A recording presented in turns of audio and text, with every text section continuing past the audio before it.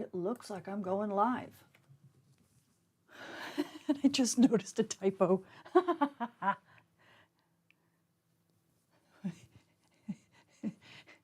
F in June. Just kidding. Okay, let me fix that. Oh my goodness, my goodness. I hope you guys can hear me and see me. Tell me in the chat if you can hear me and see me. This is going to be a fun day. Yes, can you guys hear me? Can you see me? Looks like everything's good on my end. So I am hoping. Yes, S3, good. S3, you mean you should be 5 by 5, but your S3, you're talking about the radiation storm that's going on right now. Yes, that's true. As a matter of fact, that's what I meant. I did mean to pull that up. So for those of you, as we do a sound check, we'll just do a sound check this way. Let me pull up my Twitter feed real fast. Actually, I could probably pull up my Patreon feed real fast. That would be fun, but I'll just do this because it's easier. Because I put a nice discussion in the chat and on Patreon. Okay, so we do have a big storm right now, and I'll just make this big for the moment. Now, granted, this storm, NASA's got their model out. They had their model out since last night. Corinna Alden did a fantastic job with, while the data was still coming in, she managed to do a great modeling job. And I was so tired. I was so busy trying to get this mini course done for you all that I mistyped something. It says midday June 11th on my original. I ended up correcting it. It says midday now June. Whoops! If I go further up, it said correction. It's June 10th. I have it correct on my Patreon chat. I just, because we were discussing June 11th, I went back to the Twitter and I typed it up and just had June 11th in my mind, and so bleh, I messed up. But the impact should be about midday on June 10th. It's not going to be a big impact, okay, because this thing is mainly directed away from Earth. It's very west of Earth and slightly south of Earth, and yet it's very large. And we could tell that even before all the coronagraph images came in. So that's, I'm sure, why NASA M2M folks just jumped on it as fast as they could. SWPC now has their model out. I will post that later after the mini course today. But yes, are we going to get big storm? No. Are we going to get maybe a G1? Yeah, maybe a G2 in the impact, because the impact might be pretty big, because this is a strong storm. But it won't last all that long. So, you know, outside of not knowing whether or not it's going to have the right orientation, there's probably a good chance that it will have some orientation that is familiar to us, which is storm-like, because this region has given us a little bit of that, an inkling of that in the past. But I just don't think the aurora is going to last all that long, so it won't have time to build to a really big level. It's not going to be a G5. Don't worry, it's not going to be anything like we had before. But we are right now, the bigger issue is the radiation storm that we're in right now. It peaked at S3 levels. We're back down now to S2 levels. So if you are a frequent flyer and, you know, or a high-risk passenger, be aware. That could be a real problem, okay? Good, and people are telling me 5 by 5, thank you. Yes, no red shirt, no, and I purposely made sure not to wear a red shirt because it's not, I don't want to scare people with this. This region is like frightening people, and I don't, you know, come on, it's just space weather, guys. It's just weather. It's just weather. So I didn't want to wear a red shirt to give anyone the wrong impression to think that we're going to have another big G5. So I'm wearing a neutral shirt, right? Now I have to go change all my wardrobe because of you guys. People said the black shirt that I wore was actually was a new moon shirt. So now everybody's coding my shirts for me. I don't know what to do. Okay, Jerry, you say everything is good, 5 by 5 or 5 by 9, and Mike, you say everything's good here and see fine. Thanks so much, guys. So yes, aurora may be coming. Is it going to last all that long? No, no tinfoil hats. No, don't worry about it. The big issue is the radiation storm. That's going to last easily over the next couple days, possibly 3 or 4 days before things drop below the S1 level, because this is a strong storm and it's driving a really good radiation storm. Okay. So if you want more info on that in real time, either come to Patreon or come to my Twitter, because I will do both for the most part. And let's get back to what we're here for, which is a mini course. This is going to be a crazy mini course. I have not done one in a little while, partly because of the eclipse, partly because the sun went nuts, partly because I went to Italy for a bit. So we are getting back to our analysis of extreme space weather events. This will be the final course in the series. And this, unlike a lot of the others where I lingered on slides, you will see me rocket through a lot of these slides. And the reason for that is because there's a lot of content, and I kind of want to catch you up just a tiny bit on things. But I will reference the courses that you need to go to for some of this other content, because remember, this is number 5 in a series. So don't expect this. If this is your first time seeing this mini course, you'll get a lot of stuff out of it, trust me. But you won't get everything. You won't get all the details, because some of the details are left to the prior courses, okay? And I'd like to thank, first of all, my VIP steering committee. If you don't see your name here recently, I was working so hard on the charts, I didn't get a chance to make sure that everybody is on here this time. But I believe everybody is. So thank you. These are the folks that steer the ship. They are working furiously behind the scenes on so many levels. Oh my gosh. Heliobiology, for instance, all you who are sensitive to and are having real issues, especially with the recent stronger activity than we've had in the past 2 solar cycles. We're working on that. There's a lot of people. I'm even talking to people at Harvard now, some medical folks at Harvard. Hi, Carolina, if you're watching. We want to break into this medical side of things because it's so important for so many folks. So that's something that the VIPs are helping with. We also are working on super communities, trying to knit together people from different space weather impacted communities, like GPS users, connect them with amateur radio operators, connect them with aurora photographers and drone flyers, because we all share a commonality, which is a susceptibility to space weather. So they're working very hard with me on that. We're also working on the geochron, getting the space weather layers up and running. So these folks are, I mean, I could go on for hours talking about these folks, how wonderful they are. So they're the ones who drive the ship. If you're interested, contact me on Patreon, and we can talk about how to I can tell you more about the VIP committee and whether or not you'd like to be a part of it. And then for my mini course patrons, again, if you don't see your name up this time, my apologies. I didn't get a chance to update it. I promise I will. You are the ones that basically help guide me in terms of the space weather courses and what I'm teaching on YouTube. So thank you for all of your suggestions. We've already got a suggestion for the next series, which is great. We'll have to talk about whether or not we're going to dive into the details of either the phenomenology or even the instrumentation that has been suggested as a next possibility. So at any rate, enjoy this one, because it is the final of the series of these big Carrington-Class events. And yes, we will return to the Carrington-Class events, and we will look at them in a slightly different way. Okay, and if there's no questions, it looks like everybody's happy. I don't see anybody screaming at me saying, Tamitha, something's wrong. And of course, I do have my phone with me. I'll keep it right here, so if something does go wrong, Mike or Jerry or some of my other VIPs can let me know via phone. Be very nice to Jerry Ryan and Mike Richardson. They are the moderators of this chat, and they will either highlight your questions and make sure that they're seen by me, or they will boot you if you decide to be disruptive and other people start complaining about not being able to focus on the class because someone's being so disruptive in the chat.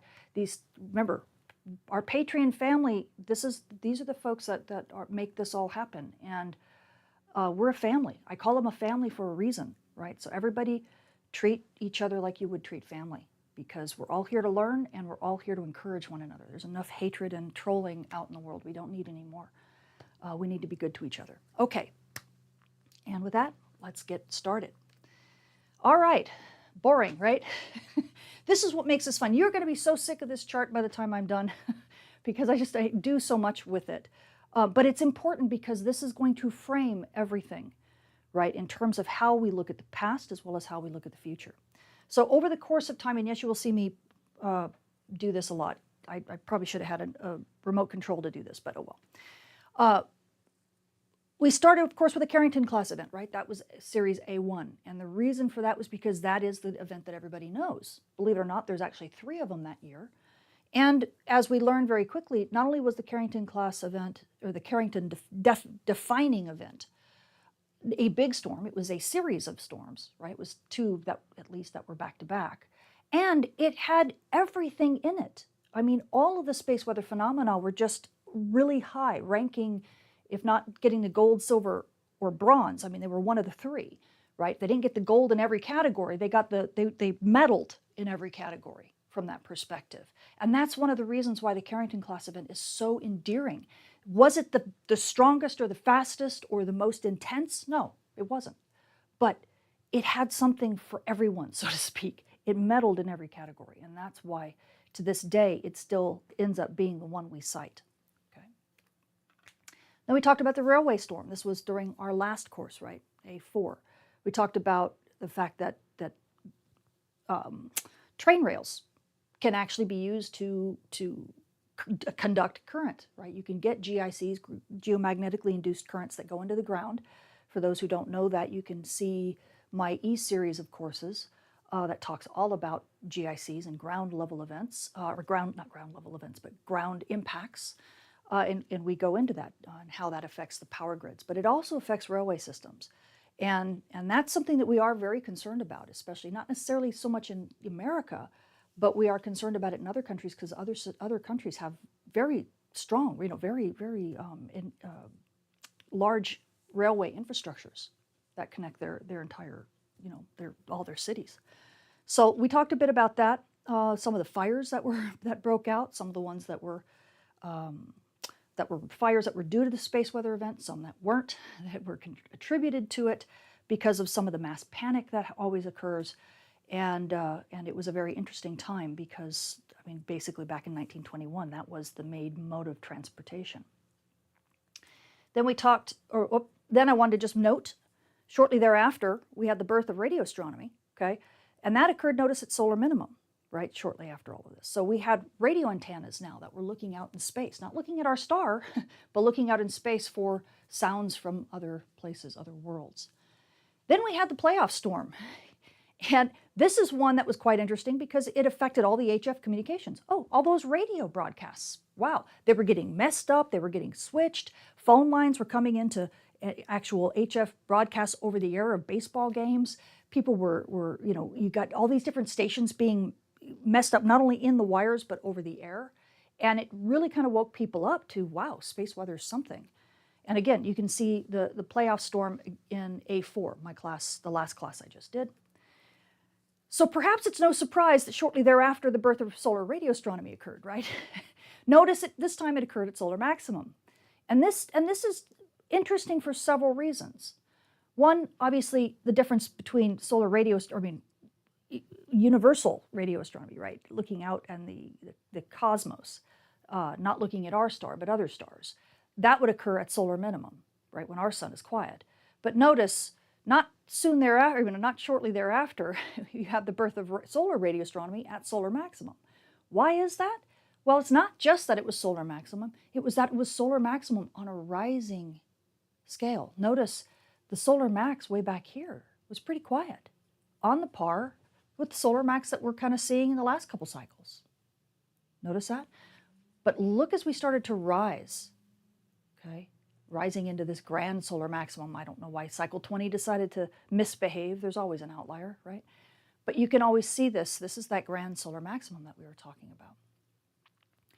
And the interesting thing, well, some people call it this, but to be honest, I think it's all in here with some outlier for reasons that, the sun still has mysteries. But during the 50s and the 60s, and actually even some of the 40s, we had some of the largest radio bursts that we've ever seen in history. Do they beat the ones that we've seen here? Yes. Okay. These can't compete with what we had here.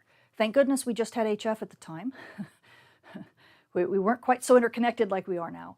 But I have had to do some forensics analysis of this, and it's amazing what you find. How big some of the events were. So it makes sense that we had solar radio astronomy being birthed in solar maximum in solar cycle 18. Then, of course, talking about radio bursts, we had in 1967 a near World War III catastrophe because of a radio burst that was incredibly large. And it scrambled things, and people thought that we were getting jammed. And so if you want to hear about that, I believe that is the second class. Is that the second class? I believe so. It's either the second class or the third class, so either A2 or A3. It's probably A3, where we talked about the 1967 event, and I spent the entire class talking about it. But once again, these are Carrington-Class events. These are big ones. Then we had the 1972 Apollo-era storm, right, that happened just shortly thereafter. We call it Apollo-era because this was when we had all the Apollo missions. This happened between missions 16 and 17, if I recall rightly.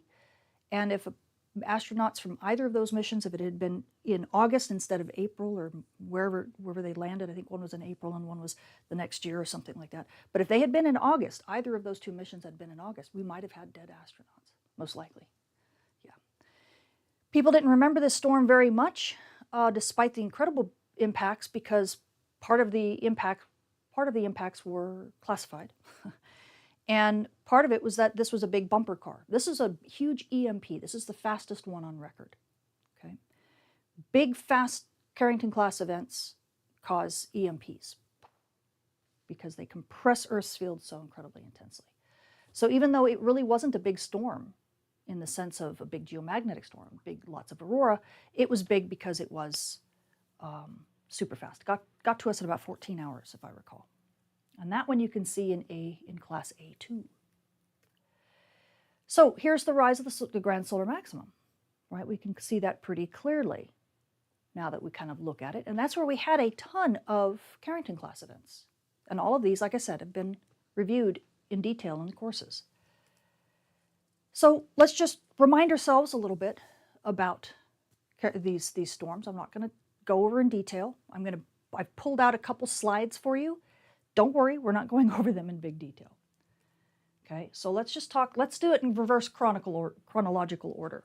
Okay, so instead of starting from the beginning and going up, let's work backwards.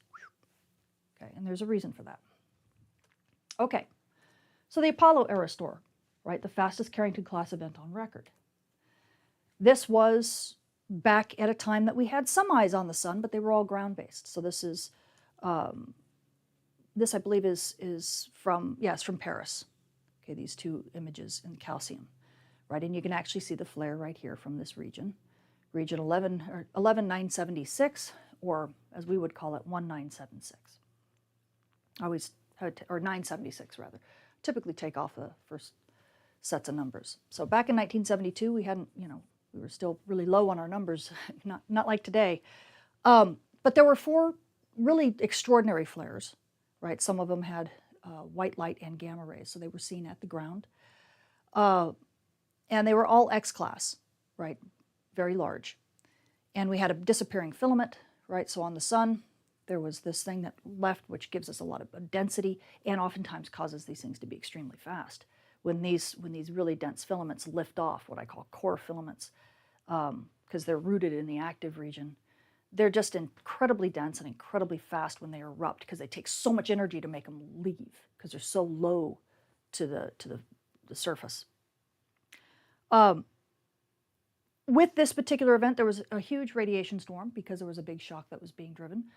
And it disrupted many spacecraft and their instruments. It destabilized portions of the North American power grid because of the EMP. It rattled Earth's magnetic shield that it triggered sea mines in Southeast Asia, about 4,500 of them. This is when we were fighting Vietnam, so we had lots of sea mines there. That was the part that was classified. And then we had long-duration radio disruptions above 1 gigahertz and a bit more. We had an ozone hole. You can see all of the details of that one. But that had a lot of elements to make it an extremely, an extremely good candidate to be labeled a Carrington-Class event. What it didn't have was a lot of aurora because the magnetic field was turned the wrong way. So this was what we call a bumper car, where it slammed into Earth really, really hard, but didn't connect, right? Because the magnetic fields weren't oriented the right way to really connect so that it could pump all of its energy into the Earth's magnetic system. Instead, it just slammed into it and then kind of just went past. But that slamming into was enough to cause major changes in our geomagnetic field very, very quickly, and that is what we call the E3 component of an EMP. It's the slow-acting component. But that is enough to create incredibly strong impulses in the ground, electromagnetically, which then can induce really fast, strong impulses, strong currents and potentials in our electric grid. And that's why we worry very much about EMP, even in our electric grids, because they can actually get up to much higher potentials and much higher currents for very short time, granted. But if we're not aware of them and we're not ready for them, they can shut down things, cause lots of things to trip, like, sea mines, right? Okay, so there's a lot of that. Again, not going over it in detail because we've already done that, right? Here's an image of the spot. There's the sunspot cluster, which I showed. Here is the reconstruction of the solar wind. As you can see, this thing was moving at over 2,000 kilometers a second, okay? So the average transit speed of this structure, because it was decelerating on its way, was almost 3,000 kilometers a second. Typically, it's shocks that move this fast, not the actual bulk of the, of the structure. So the fact that it was over 2,000 kilometers a second by the time it reached Earth is insane. Okay, that means it reached us so incredibly quickly. But the DST reached only minus 125. Isn't that sad? I mean, well, actually, isn't that lucky? But remember, when you have a very fast solar storm or coronal mass ejection being driven, you should almost always think radiation storm.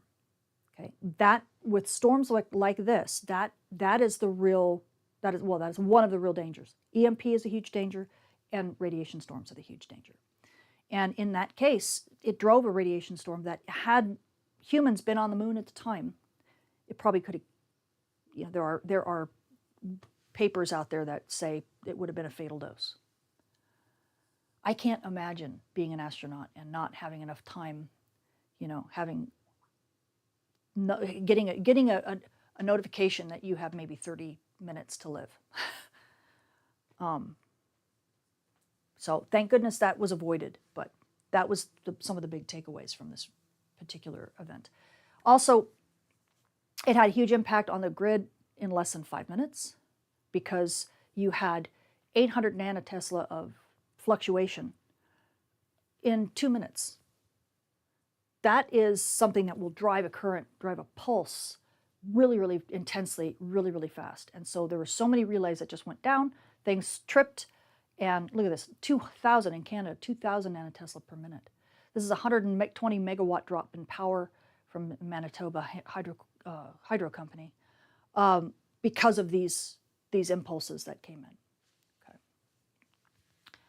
Again, more details, far more details are in the actual course.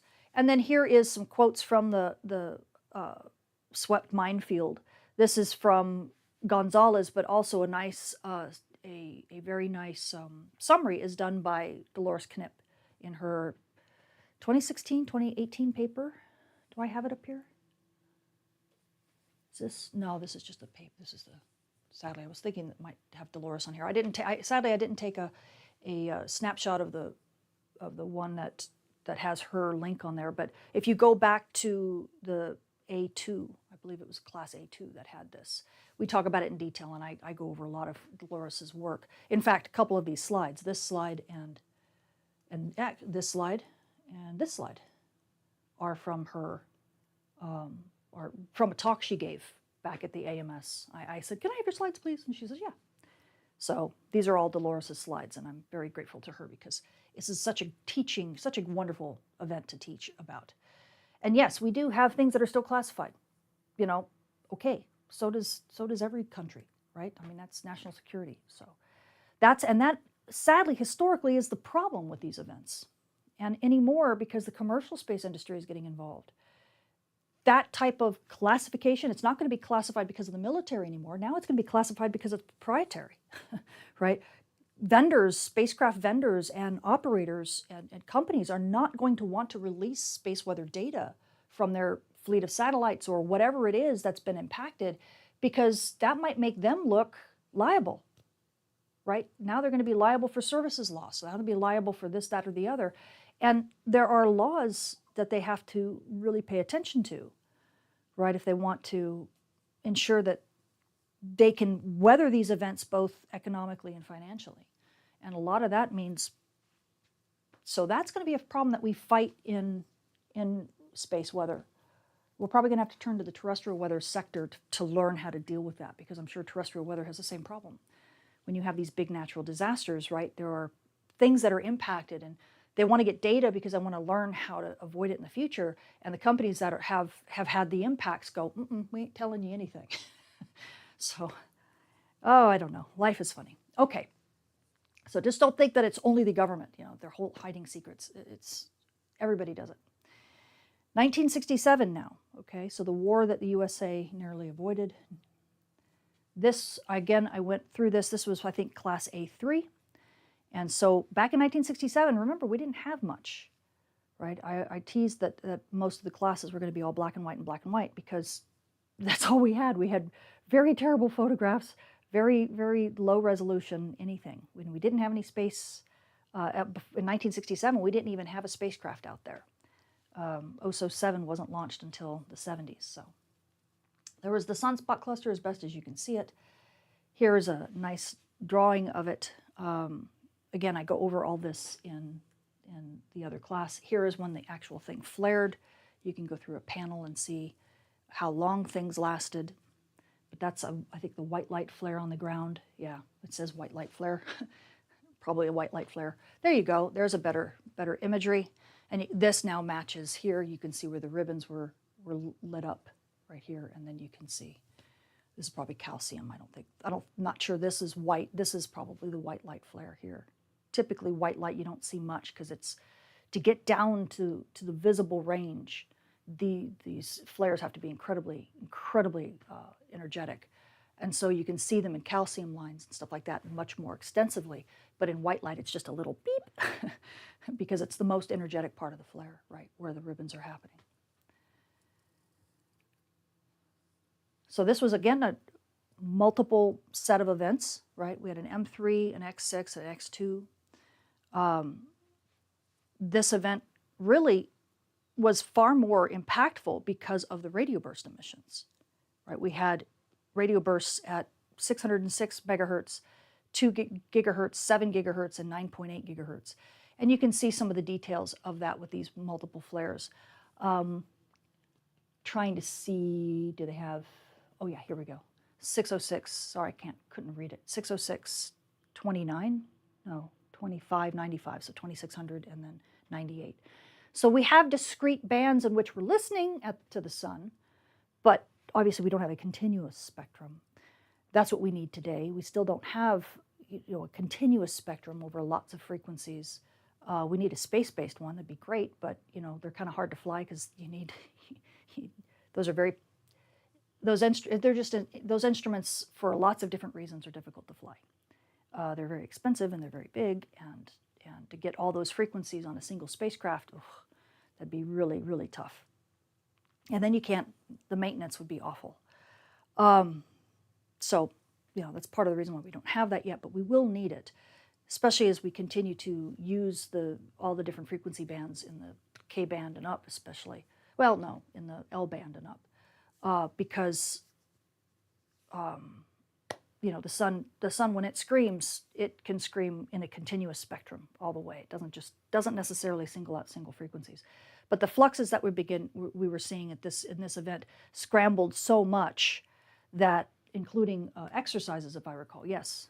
So there were, at the time, because it was height of the Cold War, they were doing these training exercises. They had different types, Alpha, Bravo, Coco, and Delta. They were scrambling people to their planes, and then they were actually getting in their planes, and then the next stage is they were taxiing down the runway, and then the next stage was they were taking off. And this happened, I think, during one of these exercises, and it was like very scary because they couldn't communicate to anybody, and so they thought that they were being jammed, and they almost, until they went in and talked to some scientists, and the scientists said, no, it's the sun, it's the sun. It's funny hearing some people's recounting of it because, and I talk about that in the class, the recounting of it, because they said they had all these people come in with, stars on their shoulders, and they didn't say anything. They just asked questions. And so the scientist is answering questions, from the space. What was the Space Weather Prediction Center? It was a Space Environment Center, I think, back in the 60s. And They walked out. The scientists kind of had these people. They walked out after they, got the information they needed, and the scientist was like, "What was that all about?" They knew something was up, but man, there was nobody saying what it was. But this was the big deal.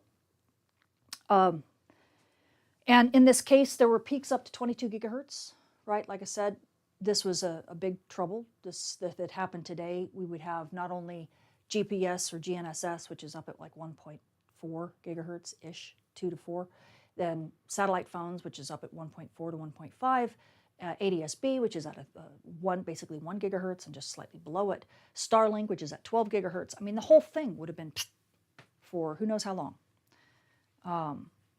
Hours, possibly, because it was just such an intense set of radio bursts. And so I have a summary here. I'm not going to really read it to you, but this is what you can get from looking at, and I'll step out of the page for just a second. This is what you can get from looking at, going back to Class A. This will be Class A3, I believe. Okay, there was just a lot of disruptions, and it almost led to World War III. Okay, so now the playoff storm. So we're working back. So this one was a little bit more lighthearted. This had a very large set of active regions, and as you can see, now we're getting down to drawings. There aren't that many images. The information gets more and more sparse. There's a blow up of this set of clusters. As you can see, there's just a lot going on in a very small, tight region, magnetically very complicated. And I completely forgot why this sunspot here is labeled here, and it's a catalog of the larger sunspots. So this was one of the giant sunspots. I forget how much area it covers, but it was, I think, the largest of that, one of the largest of that cycle, if not the largest. I think it was one of the largest. You have to go back to black and white catalogs that talk about the effects, where people are logging the effects of this. There was a big geomagnetic storm from this. This is the one that actually had all the radio broadcasts being messed up. It also had, because it was a very strong storm, this is a big G5 levels. Well, all of them are essentially G5 for at least a moment or two. But this one was a sustained G5.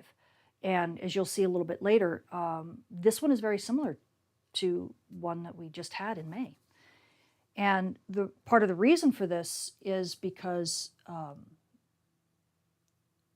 if I recall, was this a fast one? I forget that this is one of the fast ones. But it had, oh, no. I don't know if it was the fast one. I'm trying to remember. But it did have a really strong southward magnetic field. And so it made a very, very intense impact. But in this case, the intensity of the impact was partly due to, well, mainly due to the geomagnetic storm. All of the radio signals that were being messed up, some of that was due to solar flares and the radio bursts, but a lot of it was due just to the geomagnetic storm impacts. And that's how you get, impacts in ground wires, which is what they were having. They were having telephone lines being misconnected and things being broadcast in very strange ways where they shouldn't be. The only way you can get that, if something's buried under the ground, you're not going to get that through radio bursts. You're going to get that through geomagnetic fluctuations and having that actually affect the conductivity of the wires underground that's carrying the communications. So we had not only big geomagnetic effects that way, but we also had unbelievably bright aurora that went clear down to, like the Yucatan, right? Which is very similar to what we had in May. And in this case, not only did we have beautiful shows that people were talking about, but in this case, we had a military conflict, right? Because look at the year. And we actually had ships that were compromised because they were trying to get aid over to the British, doing it in the dark of night. And the boats were lit up because of the aurora. So it was almost like daylight. And that actually caused problems. So I go over that in detail. Here's some aurora over Manhattan. You can see, it looks like coronas possibly happening over Manhattan. Here's some of the blitz talking about the baseball game and some of the phone conversations I was talking about. All of this is in Class A. This is now 1941. So this was the last class we had. Okay, A4. Here's more. These are, where are these? In Texas, right? I think this one's in Texas, and then the other one is Mason City, Iowa. Oh no, this is in New Jersey. My fault. This is in New Jersey, and this is in Iowa. And again, remember, cameras back then weren't nearly as sensitive. These are film cameras picking this up. So we can see a lot more now.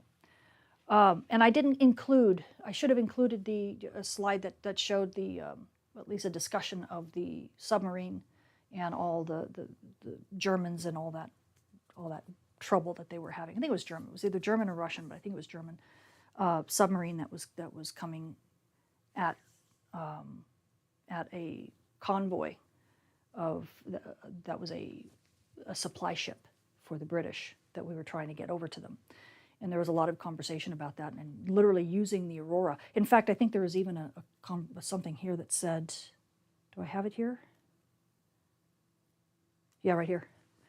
It says authorities were peppered with questions. Are the Germans attacking? Is the Army testing a new searchlight? Has a German boat been sighted? Are the beams dangerous? There was even someone who joked. I don't know if it says it here. No, but I was talking about it. There was someone who actually joked saying, hey, this would be a good night for torpedoing. And it ended up being a very prophetic thing to say, because that's exactly what happened. Because the lights were so incredibly bright, it lit up, it lit up the ocean, the dark ocean. Okay, now let's talk about the railway swarm.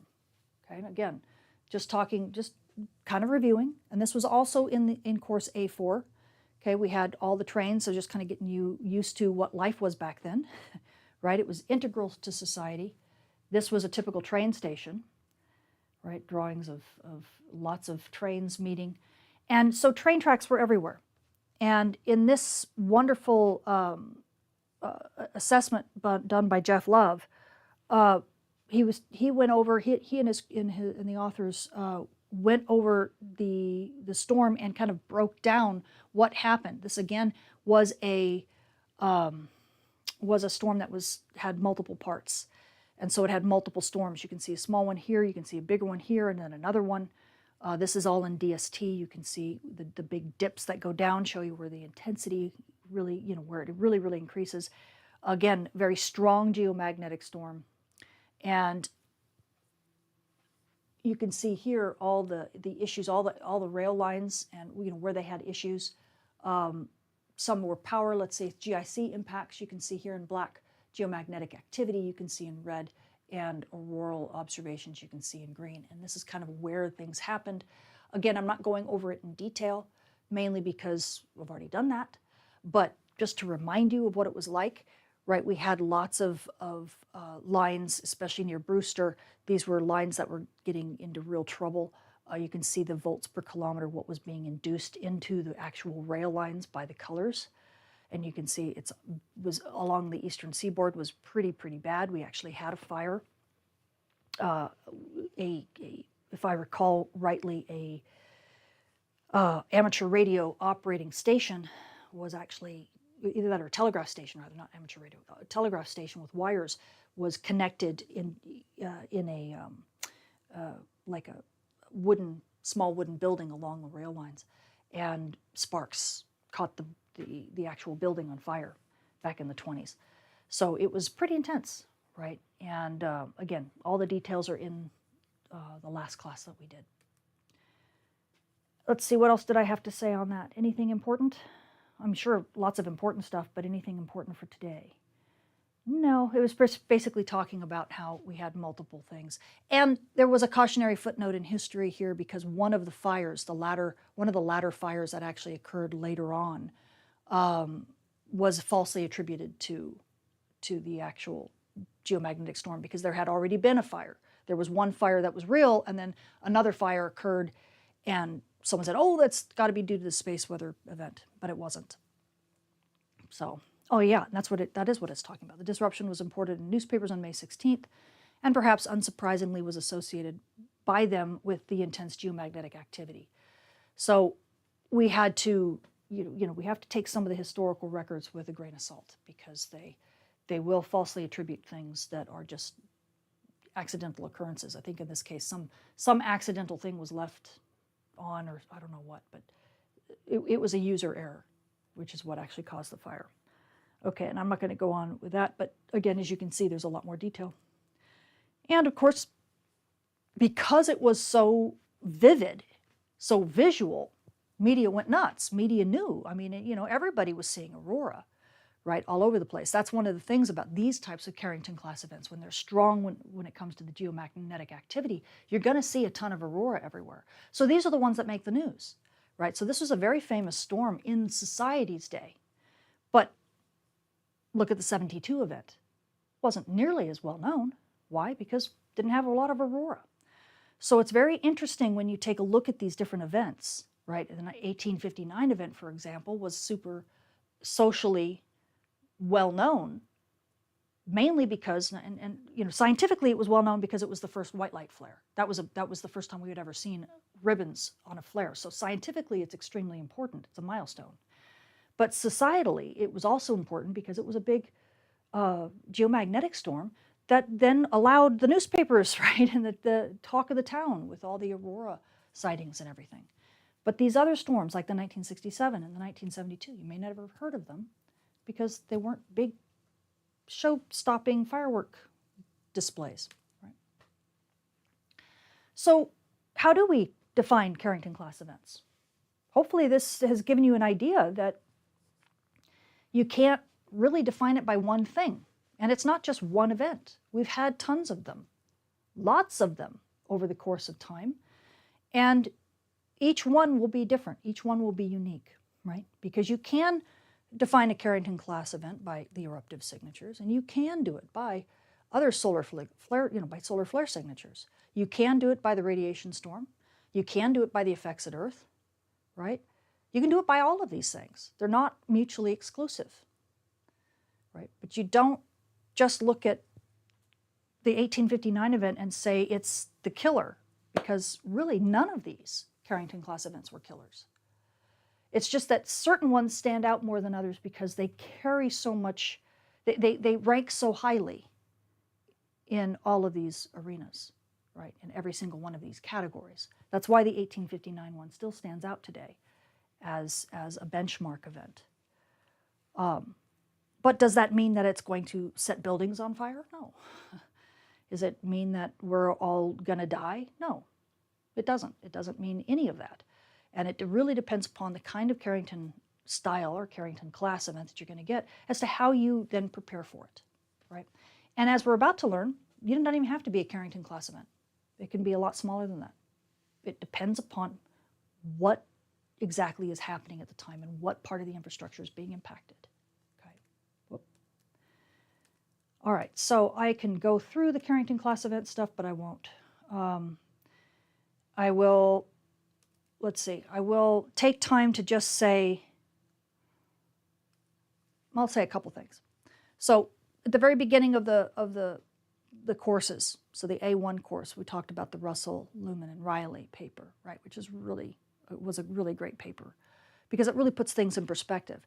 That, for instance, the Carrington-class event is not the fastest on record, not even close, okay?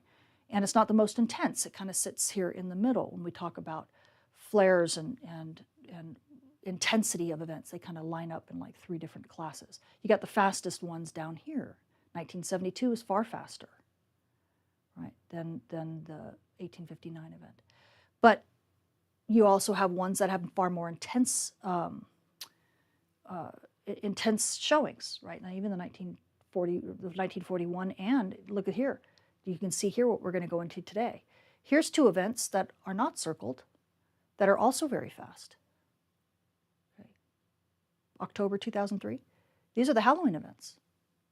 They're faster than even the Carrington-class event was. Okay? But they're not considered Carrington-class events. They almost should be, but we'll find out why they're not. Okay, and that'll be in just a second. In fact, if you look at fast transit events, looky what shows up right here. Not too bad, huh? Okay. Now, Here's more about the aurora from the 1859 event. Again, I'm not going to go into the details of it, mainly because we've, you know, I did this in the very first class, right? But there was lots of different latitudes that saw aurora clear, way clear down, and I think these are, yeah, latitude envelopes of aurora, talking about what latitudes they go to. So we talked very extensively about the Carrington-Class event and what was seen at that time. As you can see, even with Carrington-Class event, this doesn't look much different than a map of what we saw in the G5 event that we just had in May, right? Cameras are getting more sensitive. Okay. People can say, oh, it's the Earth's magnetic field collapsing, but, you know, that's not really the case. That's not what's going to cause that. It's really the fact that we had an auroral oval that opened all the way down, and that's being, and the fact that we have cameras that can see aurora subvisually, and that we have cameras everywhere. If we had had the same number of cameras, digital cameras back then that we had today, I mean, the whole globe would have been covered. Okay. So we always have to take some of these analyses, especially historical ones from ages ago, with a grain of salt because of this. It's not, you're not comparing apples to apples, right? And so when we look at extreme values for Carrington-Class, or essentially Carrington-Class events, or really extreme events, as you can see, for different categories, right? Here's aurora, here's geomagnetic storm, here's solar wind, here's solar energetic particles, and here's ionospheric disturbances. Well, all of these different categories really lead to different events leading the fray. When you talk about a geomagnetic storm, right, and the big aurora, well, you've got that 1941 event, okay? You've got 1872, which I have not gone over, and the May 1989 event, which we'll talk a little bit about today, but I also went over back in my E courses. It was E3 that I talked about the 89 event quite extensively. This is where you get big aurora and you get big GICs, okay? But you can have the solar wind speed the transit time, and that is won by the 1972 event. But you can also have energetic particles, right? So these are the solar radiation storms, and that's definitely the Carrington-Class, the original Carrington-Class event. Huge radiation storm, even bigger than the 1972 event, which would have killed astronauts. And then the sudden ionospheric disturbance, so this is from a big solar flare, like massive solar flare. Huh, look at that. It's not even a Carrington-Class event. This is one of the Halloween storms, which we're going to talk about here momentarily. Okay. So again, extreme, you almost have to look at it as extreme events. And we get them quite often, okay? But not every extreme event is going to be extreme in every category. And that's what distinguishes a Carrington-Class event. You can have a superstorm be extreme in one area, but if it sweeps all the metals, then, you know, if it's standing on the podium, so to speak, in every category, then likely it's going to be a Carrington. Okay. Yeah. Again, you want more details of all these charts, I literally lifted them from the other courses. Okay. So the chart for this, where we go over it in most detail, is in the A1 course, the first one of this series. Okay, so that should be the review. Let me see where we are.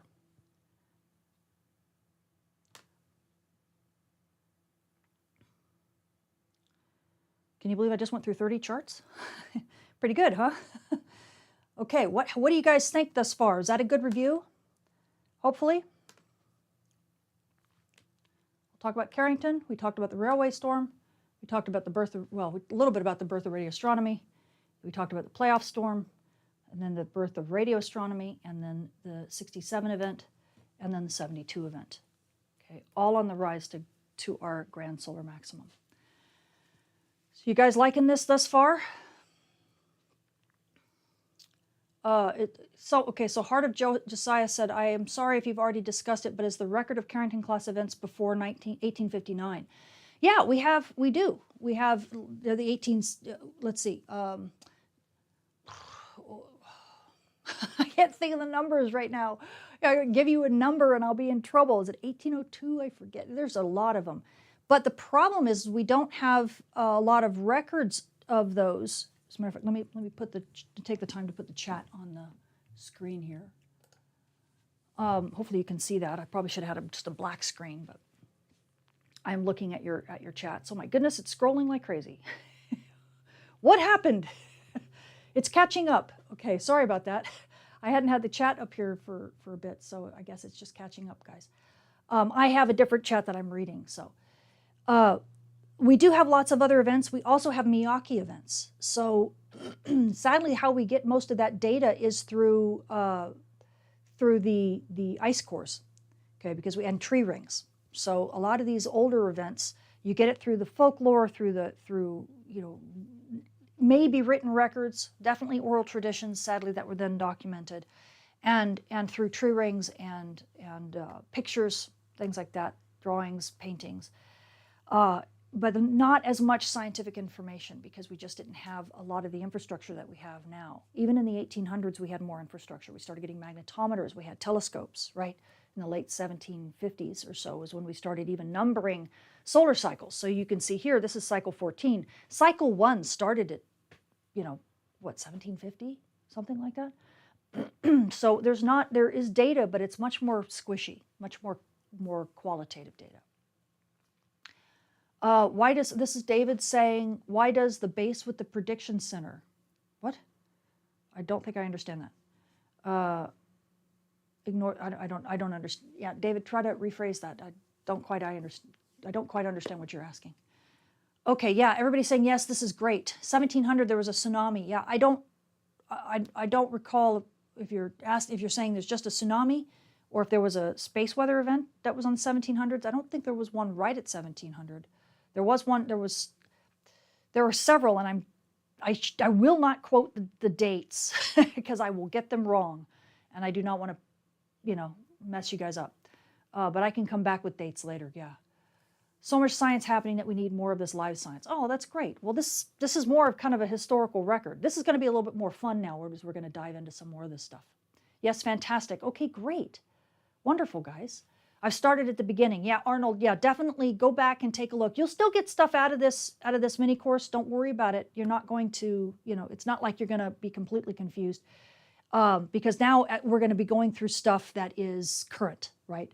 So now it's more fresh. Other than the 1989 event, there is stuff that I will gloss over because that was done in the E3 course where we're talking about geomagnetically induced currents. There was a great analysis done by John Kappeman, and we go over that in that course.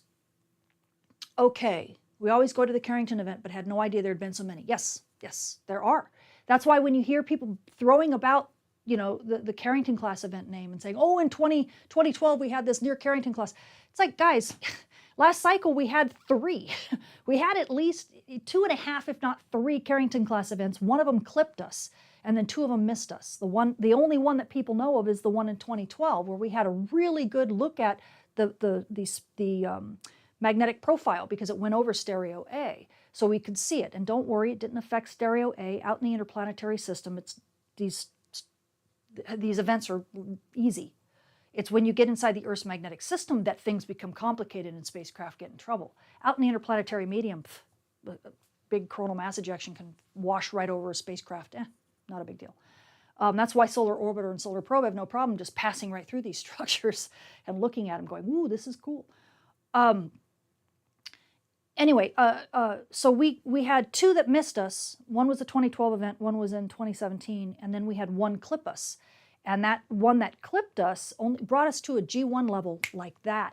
And this was the one I always talk about. It was associated with that X 8.2 flare that was occulted. It should have been even a bigger flare back in 2017 in September, where I always talk about the gun being pointed away from Earth. Like if you're Earth, and I'm the sun, I'm pointing my gun away from you.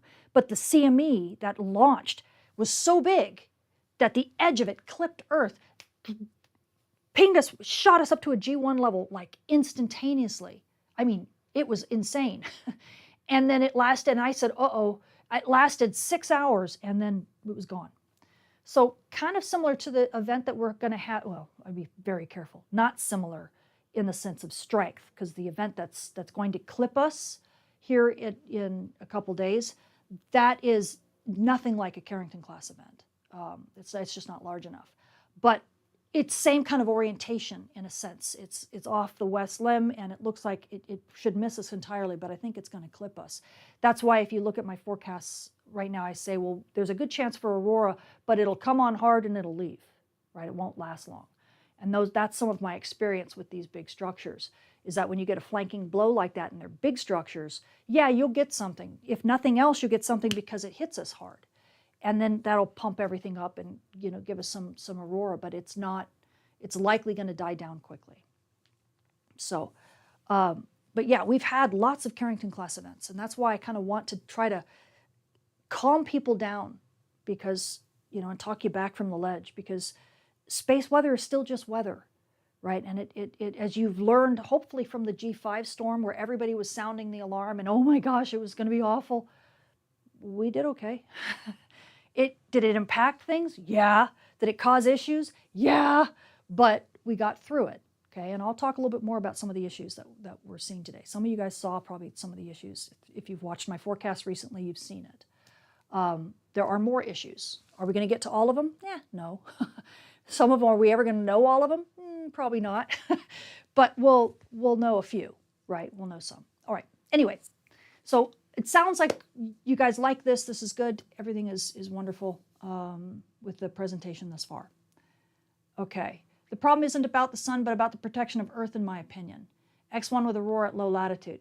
Yeah, you know, Earth can protect itself. Earth has no problem, right? That's why we saw aurora. Our issue is being cavalier with our technology. That's our issue. And we'll talk a lot about that coming up. So that's a perfect segue for me to get back into this, because you'll see exactly what I mean here very soon. All right? So let me take the chat off. I'd love to keep just chatting with you, but we must keep moving. Otherwise, this will be a 6-hour class. Okay. All right, so here comes the fun part for me. Okay? So as we talk about, and I think I went over this at the very end of the last class. Let's put all this stuff in perspective. Okay? So this rise to solar max. The very first computer was designed, never fully built, but designed back in 1901. Crazy, huh? Called an analytical engine. Okay, but it was built to, and it's mechanical, massive structure. Okay. In 1942, we had the Mark I and Colossus. Notice where it was being built. Okay, we've already had a couple of big Carrington-Class events on our rise to the grand solar maximum. The Mark I weighed 5 tons. It used about 750,000 moving parts. And the Colossus had 1,500 vacuum tubes. Okay, and it helped the British crack the German codes during World War II. These are rooms, computers that are the size of rooms. Big, lumbering mechanical parts, chunk, chunk, chunk, chunk, chunk, okay? Not too susceptible to space weather, right? 1946, ENIAC, the first electric high-speed general-purpose computer using vacuum tubes. We're still analog, still using tubes, big, clunky, heavy machinery, right? Here's the UNIVAC that came out in the 1950s. This was the first commercially marketed computer, and it was used to tabulate the U.S. Census, 943 cubic feet in size. So getting smaller, but big. As you can see by the picture, you know, this is a tabletop desk size thing, right? An armoire size thing. Furniture. Okay, but let's leap forward to near 1980. This is like 1978, I believe. This is the Apple II. Some of you might have been alive at this point. Well, a lot of you probably were. I was. Tells you how old I am. At a price of about $1,300, you could get this nice compact computer. We laugh at them today when we look at them, right? But look how small, right? And we're jumping down in size quite a bit. And that occurred just after the 1972 event. Okay, so you can imagine the technology that was going to the moon at the time if Apple Computer came after. But what about this? What's happened since? Well, and forgive me Yes, I've had people complain that this is Apple-centric. Guys, it's not Apple-centric because I love Apple so much. I use both PC and Apple, okay? I'm working on a Mac right here, but my main production computer that is running the YouTube thing, that's a PC. Okay, I've got like 6 of them, and half of them are Macs and half of them are PC. So I'm ambidextrous. The only reason why this is Apple-centric is because they were the really nice timelines I was able to find and literally pull things out of quickly. PCs are all over the place, right? So many different companies make PCs that you don't see a single line of products that are all PC by different people. Apple is a single line, so it was easy to pull this data from. So I'm just trying to use them as mile markers, but don't get upset. I love PCs, okay? You don't have to throw olives at me for that. But this will be mainly Apple-centric, even though this is an IBM right here. This is 1992, the IBM came out with their ThinkPad. Okay, look how much smaller it's gotten, right? So basically one of the first laptops, if not the first laptop. Yeah. And that, of course, in 1992. And then Wi-Fi came out. Guys, remember Wi-Fi? This is back in 1997. So we started getting wireless technology popping out. We had the PowerMac G4. It was the first computer to do 1 billion floating point or operations per second. Notice that we're getting into solid state, right? Things are shrinking down. You can't fit vacuum tubes in here, right? We've shifted in the 1950s and 60s. We began to shift from vacuum tubes and analog to digital and shrinking things down. 2006 was the first cloud. So we started having cloud computing, right? So now you're not only just doing wireless, you're doing wireless over the internet. It's not just wireless in your house. It's wireless to somewhere else, some distant server somewhere. 2008, Apple brings out their MacBook Air. Okay, notice the solar cycles? They're going down, aren't they, in activity? We having any Carrington-Class events? We had the Hydro-Quebec storm in 1989. Right? That was what we call a standard candle. We'll talk a little bit about it. Not much today, but I talked about it in the E3 class. We have the Halloween storms. We will be talking about those today. Okay, that was in 2003. On the tail end of cycle 23, or the declining phase. We had the 2006 GPS outage storm. Look, I'm changing the colors. Why do you think that is? The reds are the Carrington-Class events. The orange is not quite. The lighter orange is even less. Now we're getting to the yellows. Think we're getting Carrington-Class events hitting Earth? 2015 Copenhagen storm? Nope, even lighter. These aren't even close to storms, I mean big storms. Okay, these are more events on the sun, not big geomagnetic events. This one kind of was, but still. Oh, okay, that's it. I thought I was going to put the other technology back on. I guess I'll do that later. Okay. Notice I haven't talked about our G5 yet. Okay. But notice the trend, right? Because as we went to the rise of grand solar maximum, now we're coming back down this way into the minimum. And look what happens to our events, at least the impactful events that make history here on this planet, right? They're getting weaker. In fact, the entire cycle 24 didn't have a single G5, not a one.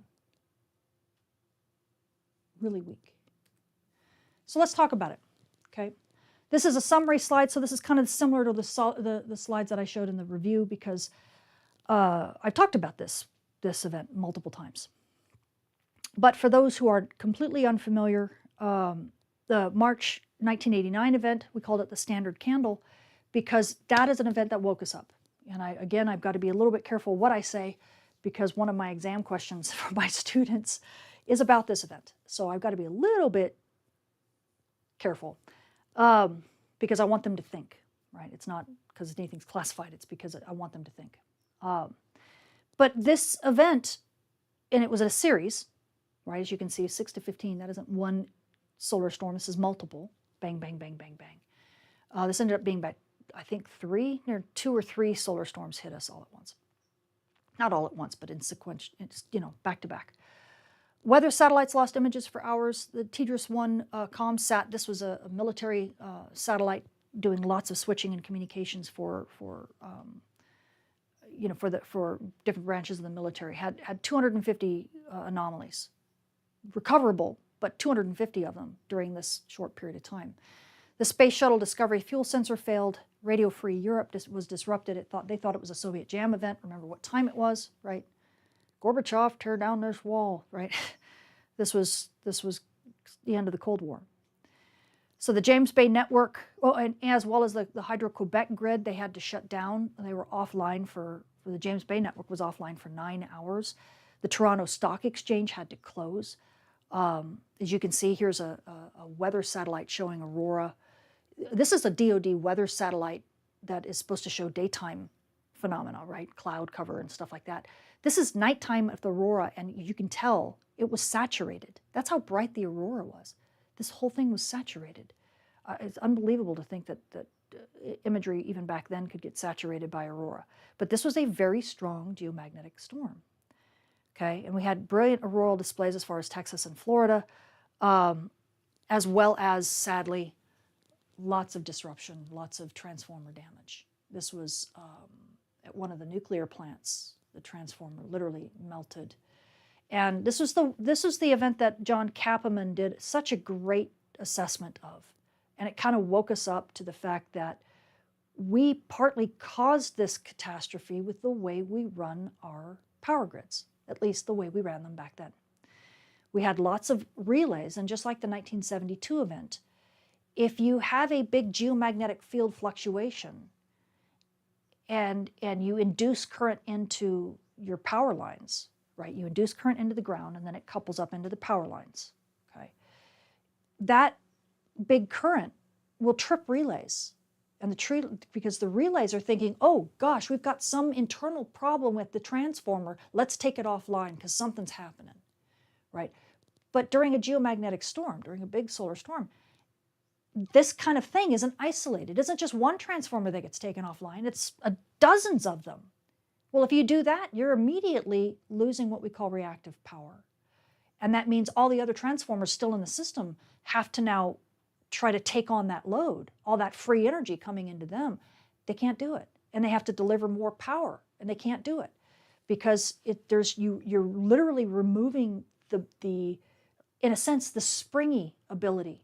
You know, things, believe it or not, power utilities are springy. They can handle shocks. They can handle a bit of extra load that they didn't expect, and they can then give out that load as, like, you know, extra load that's needed to be delivered. So it's kind of nice when you have that relationship between potential, you know, current and magnetic field storage. You have a lot of ability to, your grid ends up being very robust, right? It's one of the great things about having voltage and phase voltages and current out of phase with one another. And I talk extensively about that in the E-series, okay? So the E3 course in particular, where we really talk about phase differences and what happens when you get a geomagnetically induced current into your lines, at least here in the United States, how it shifts the phase and how it's a direct, you know, it's direct current as opposed to alternating, so it causes all sorts of havoc for different parts of the transformers. And if you have systems that are automatically taking these transformers offline to try to save them because they're thinking they're overheating or they're you know, working incorrectly, and it could damage the generators, it could damage mechanical parts. That's great if it's a one-off, if it's just one system that you've got to pull down. But when it's the entire infrastructure, then suddenly you're looking at grid collapse. And that's really what happened here. I mean, it was a partial collapse, right? They were able to stop it, but nonetheless, it caused lots of problems. But it taught us so much, not only about how to work with our grids, right? That we needed to have mitigating procedures. And that's when the NERC and the FERC were really stood up, and that's when people started working with scientists to really understand this stuff. And this has been Auntie Polkinen's bread and butter for a long time. Auntie, by the way, did say that there were power issues during this recent G5, but they weren't that insurmountable. And it made him feel really, really good because he's like, I think what we're doing is working. He was very, very excited that even though the grids did feel the stress, there were no major outages. So that's we're making headway. We're doing our job. It was nothing like this. So when not only was it a big standard candle event because of everything that happened, but it also had something to do with the way we were observing these events. At the time, operational space weather really wasn't as big a thing, nothing like it is now, and so that has impacts. That how our community shifted in the future, from this point on. There were so many lessons learned. And again, I'm dancing around certain things because of my students, but it just kind of was a paradigm shift in how we thought about space weather. So during this event, and I took this was straight from that talk that I gave the class E3.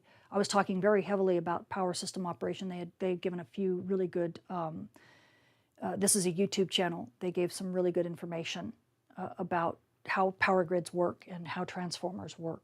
And it was a very nice breakdown, so I forwarded people to there. But they had put up this chart, and I wanted to clarify this chart, but it ended up being a really nice one because you could get this as kind of a summary chart. I think you can get this from Wikipedia. And they were talking about, this is the solar flare data, this is the particle data. We had radiation storms happening at the same time. This here was this Forbush decrease? No, or is this? Yeah, it is. It's a neutron monitors, right? Yeah, I think so. So this was a Forbush decrease. I don't think this is DST. I can't read it. Anyway, but it showed that we had, what this means either way. It shows that we had, yeah, this can't be DST. This isn't, this is too high. So this is a Forbush decrease, showing the impact of this big solar storm, the set of solar storms, and how long the Forbush decrease lasted. Shows you that there were multiple storms back to back to back. And again, some of these details, if you want them, I talk about them in the E3 course. Other things like Forbush decrease, you'd have to go back to my C course series where I talk about coronal mass ejections and how they shield out cosmic rays, which is really what you're looking at here. And that's why it brings the number down, brings the flux down, because these were being protected from the ambient cosmic ray soup that we live in when these big storms hit us. Sadly, the storms themselves do wreak a lot of havoc. This is magnetometer data from the GOES spacecraft, and normally it's like really nice kind of periodic fluctuations in 24-hour periods because the spacecraft is moving around Earth. And so you go through strong magnetic field out in the front because it's being compressed, and then weaker field out in the back. So because the tail is being pulled out. So if you're at the front of the magnetosphere, you're getting crushed from the solar wind, and that makes the field strength go up. And then when you get to the tail, it's a little bit busier, so there's other stuff happening, so you'll see fluctuations, but overall the field strength goes down. And depending upon where you are in your orbit, if you have multiple spacecraft, right, then they're going to be doing their periodic fluctuations differently. But these are 24-hour periods because they're going around a geosynchronous orbit. Except when a solar storm hits, or in this case multiple ones, and this big ratty stuff, which doesn't always happen with every storm, but definitely happens when you get a big, strong, fast one. This happens because you get thrown out into the magnetosheath, because the compression of the field is so intense that suddenly these geosynchronous spacecraft don't find themselves actually inside the Earth's magnetic shield anymore. They find themselves out in this really, what we call shocked plasma of the solar wind, really. And I talk more about that in a different course. So. But what this is showing is that, yes, we had very strong hits, two, in fact, really, really strong hits, and then a third here a few days later. So this shows you that there was a multiple sets of events. And what power systems generation was talking about, or power system operation we're talking about, here, they don't put it here, but what they're talking about here is the DST index. They need to put a minus sign, okay? I think they're just talking about deviations, but I do believe that they're quoting the DST index here. And you did have a strong storm. This was pretty dang strong, minus 650 nanotesla, compared to some of these other really, really big ones. Here's one in 1903. that I didn't talk about, but that's another big one. But you can see 1859 event had a very, very strong geomagnetic storm. Okay, the Quebec event was not quite as big, right? And look, Halloween event, again, not quite as big, but that's why we call these superstorms. I will talk more about them in a minute. In that 1989 event, lots of power grid issues. As you can see, again, the details are talked about in a different class. And this was a model for 4,800 nanotesla per minute disturbances. This is really, this particular chart is talking about how susceptible we are now. If we have a deviation of 4,800 nanotesla per minute, like we did in 1989, this is how many of the transformers would be impacted. Okay. So this was an assessment again back in, if I recall, this was Kappaman's stuff back in 2008. But it showed, it really kind of woke us up to how we need to look at our geomagnetic susceptibility, or geomagnetically induced current susceptibility differently. And that's one of the reasons now why you see out on the Space Weather Prediction Center's page, you will actually see the electric, you'll see for at least the full northern hemisphere, northwest, western hemisphere in United States and Canada, you will see these magnetotelluric assays and showing where the currents are going to be flowing underneath the ground, where the potentials are. We have those, and I forget what it's called. It's I always get the names wrong. I'll look it up at the end if I need to. If you guys are curious about it, I'll pull up the data product for you. But it's the one that shows where the geoelectric, I think it's geoelectric, I don't know if it says grid or something like that, but it's geoelectric something, so that you see where the electric potentials are being induced into the ground, because the ground itself is susceptible, right? It has different susceptibilities, and it's a lot more susceptible along the eastern seaboard. It's got susceptibility in here. There's a little bit of susceptibility down here. There's some up in here. I mean, there are more susceptibilities where the ground conductivity is different, okay? Because not every place across the United States or even into Canada has the same type of rock, bedrock, and some of it is more conductive than others, and that causes bigger geomagnetically induced currents. All right, so now let's talk about, like I said, I just kind of briefly talked about that. I'll dive into this one a bit more because I've never gone over this particular event. This was a crazy event, a crazy set of events, and I will actually play movies here. So this is 19th of October through the 5th of November back in 2003. Thankfully, by this time, we now have much better space weather data. We had SOHO up, so we have actually decent imagery. Here's just a tiny little animation at the moment. I'll show you bigger movies here in a second. But very similar to what you have seen in the past, there wasn't just one event, right? You're getting the idea that these superstorms or these extreme events, no matter whether they're a Carrington-Class event or just a superstorm, that they are caused by multiple events. It's not just typically a one-off, right? And there's lots of reasons for that. So the X-17 flare, that occurred on the 28th, X-10 was on the 29th, and an X-28, possibly up to an X-45 event, because it was occulted, and you're seeing that right here. POW, okay? So this event was the largest, and luckily we didn't get the CME. I don't think the CME that came from this hit us. But we did get massive radiation storms, and I'll talk about that in a sec. Okay. But these flares, these particular flares, the radio bursts from them cause disruption to radio communications, air traffic control, and the storms when this region was actually over here, which again we'll talk about in a minute. You'll see region 486 as it rotated all the way across the disk. What an ugly beast this was. It caused issues, the solar storms that came from it caused issues for us because we had back-to-back CMEs hitting us. It could have been a lot worse. This had every marker of a Carrington-Class event except for one. One thing kept it out of being a Carrington-Class event. But this, very much like the 1980 or 1859 event, had so many aspects, right? It basically meddled in all categories except for one, and we'll talk about what that is in just a moment. Okay. So this was the largest solar flare. This one here that you're seeing was the largest solar flare ever observed directly, but we were still shielded from it. Okay. So, looking a little bit closer, I'm going to play some movies. I actually just made these movies. You can get a lot of them off the web, but believe it or not, we in some of our, like J HelioViewer, for example, we actually can access the SOHO data and take a look at them much more closely. So I went ahead and did that.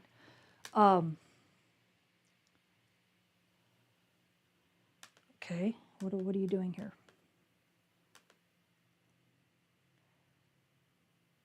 I have no idea why you're doing this to me. Grant access. Yes, I want access. I thought I already did all that.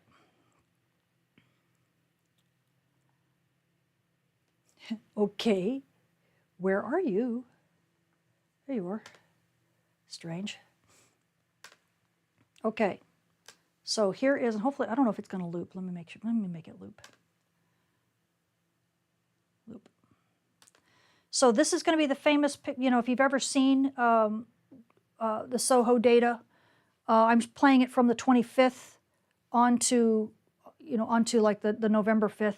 Let me actually, before I do that, let me, wait, I gotta be careful here. There we go. Let me actually just take a second to point out the data here, because I have not labeled the sunspots. I didn't get time to do it.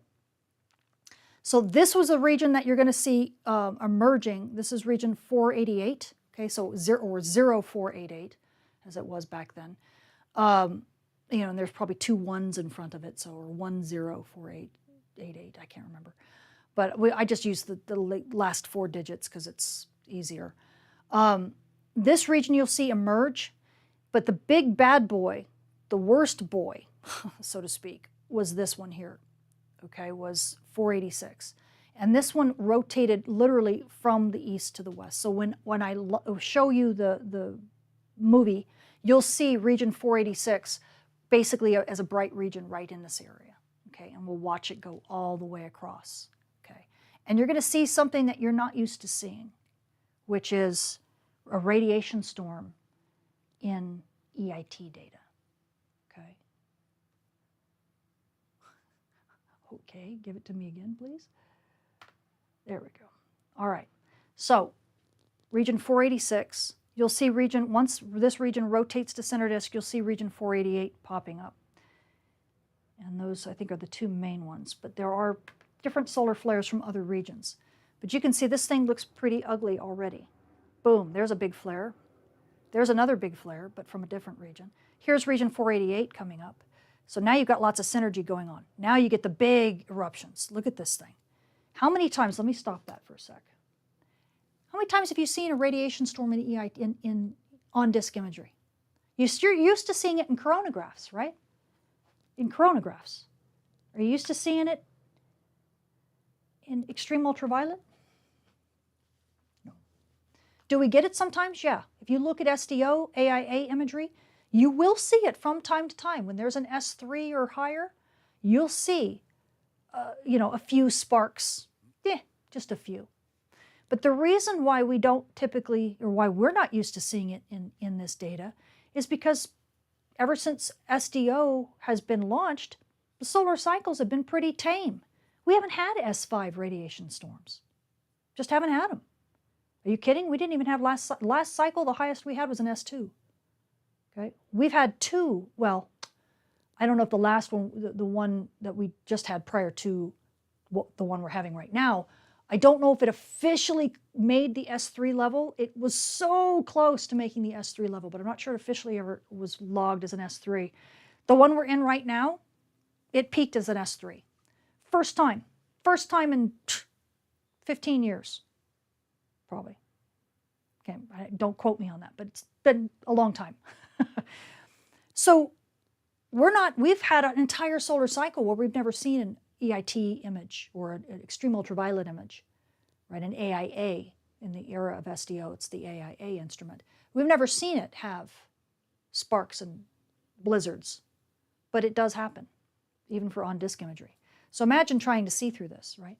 And if the on-disk imagery is this bad, imagine what the coronagraph imagery must look like, right? Because that's the one that normally sees radiation storms, right? And these are done, all of this radiation storm stuff, these are energetic particles, right? Relativistic particles that are so energetic, it penetrates right through the detector, it goes up the aperture, right into the detector, right into the electronics, right? And saturates, well, I would say saturates, deposits charge right in the detector itself and fakes the detector out, making it think it's seeing light because it's depositing charge, and that charge is being read off as a current being induced because there's a photon that's hitting the detector.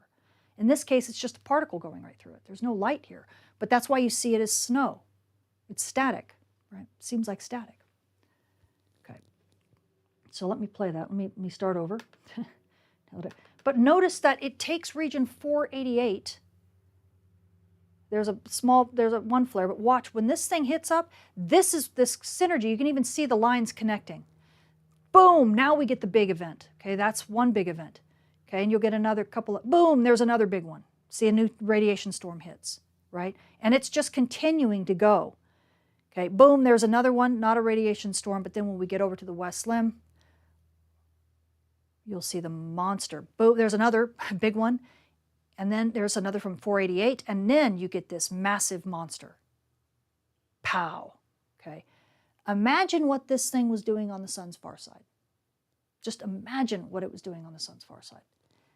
This is long before the era of stereo, right? So we can only guess. We didn't have any eyes or anything. But this is a much stronger solar cycle. This was actually the cycle that led into the long solar minimum that caused us to realize, ooh, our sun is really changing. So this was, believe it or not, prior to this, prior to the long solar minimum, these were the types of events that we had kind of learned that we might have to expect, right? We really, even going with this 2003 event, we really were continuing to think that, yeah, okay, we have to build to these high levels of endurance with our spacecraft and everything else. That corporate memory, sorry to say, was 21 years ago. That corporate memory has essentially been lost to a lot of people, especially in the commercial not aviation, but commercial spaceflight industry. They don't remember these events because a lot of the people who worked while these events were occurring have since retired. Okay. So that's one movie.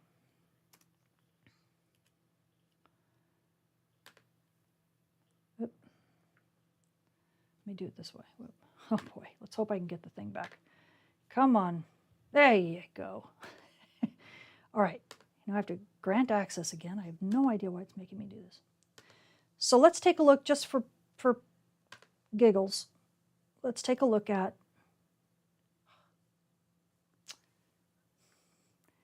it is really being temperamental. I'll make this loop as well. And sadly, I shouldn't have made the overlaying field or the overlaying imagery because I wanted you to still be able to see the, so this is the magnetic imagery of this region in kind of a similar way that I do today's magnetogram stuff.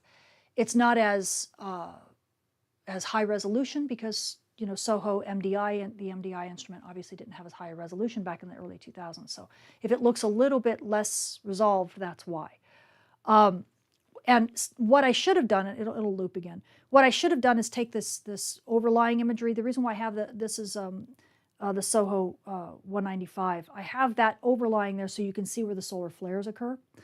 But I probably should have not had it quite so blue because what it's done is it's made the magnetic part of the region that is opposing the red So the magnetic region, so you can see how magnetically complex this dark blue region looks too much like the background. My fault.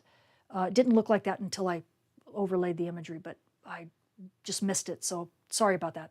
But yeah, so the super dark blue stuff, that's where you see the, and you see it here too, that's where you see the opposite polarity, right? So look for red in a darker blue that stands over the background. And that gives you an idea of how incredibly complex this is. But here's some other interesting information, is that when you look at this region, this set of regions, it's very complex. It's made of multiple different things, multiple different sunspot clusters. And as this region comes out, that's when you really start seeing this intense, the intense solar flaring, right? Something here, I don't know what it does, but somehow when this region emerged, the magnetic conductivity changed. Something changed and either broke off and it unleashed something, or there was just, you're getting to a hot longitude and things were really beginning to start working here. But you can definitely tell that because these regions were connected and things started evolving, that right here was going to be, and from here to here essentially, where this region really kind of popped up. So for me, when I see a region emerging super fast like that, that gets me, that wakes me up, and I start thinking anything at that longitude. And when you see another region that's right at that longitude, like, uh-oh, what's going to happen? So that would have flagged me right away that, okay, we got something going on here. And the funny thing is that as this thing gets to the center disk and fires off, it's, dead center right there. Some of this snow that you see, yes, it's from the 195 instrument, but some of that snow is also on the MDI. So even the Dopplergram, even the magnetodopplergram had contamination, had energetic particle contamination. I've never, it blows my mind how intense this S5 radiation storm was. Okay, but thank goodness we actually had decent data at the time to see it. And you can see these multiple events going. So there's another, so you know that you have a strong solar flare, you know that it's going to be strong, it's going to be fast, and it's going to be driving a very intense radiation storm. So anytime you see that, you're going to, it's going to make you think, okay, this thing is going to be incredibly energetic. All right, let me do this again. Come on. Oh, for goodness sake. There we go. Okay, and now let's take a look at the coronagraph stuff.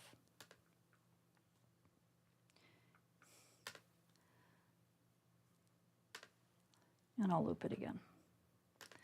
Now, what's funny, there's a couple things that's interesting about this.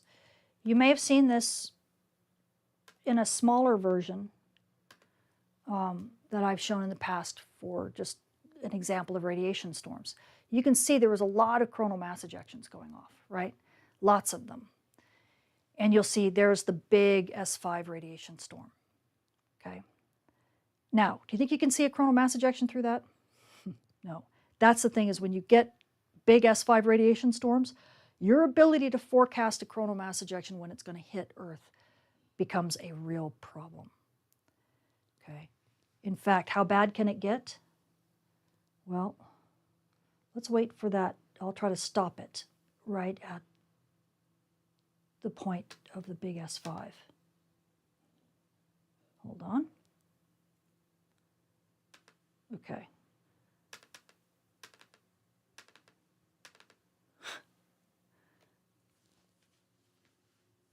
Can you see anything?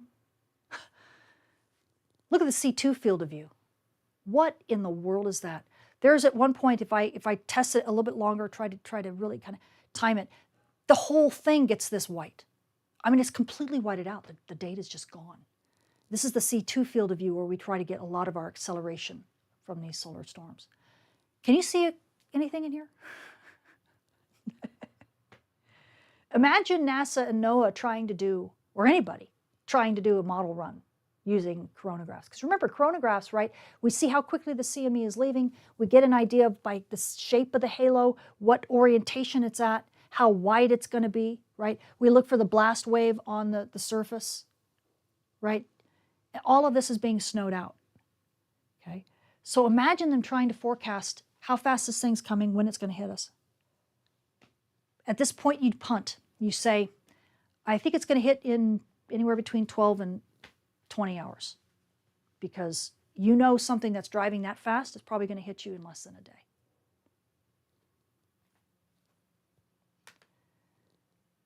Look how long it took for it. And there's another halo. Do you see it? It was there and it was gone. I mean, how easy is it for spacecraft people to model?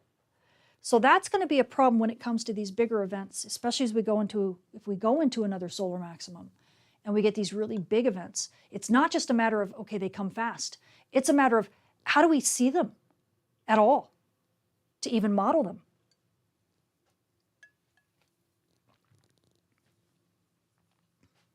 Okay, enough of that.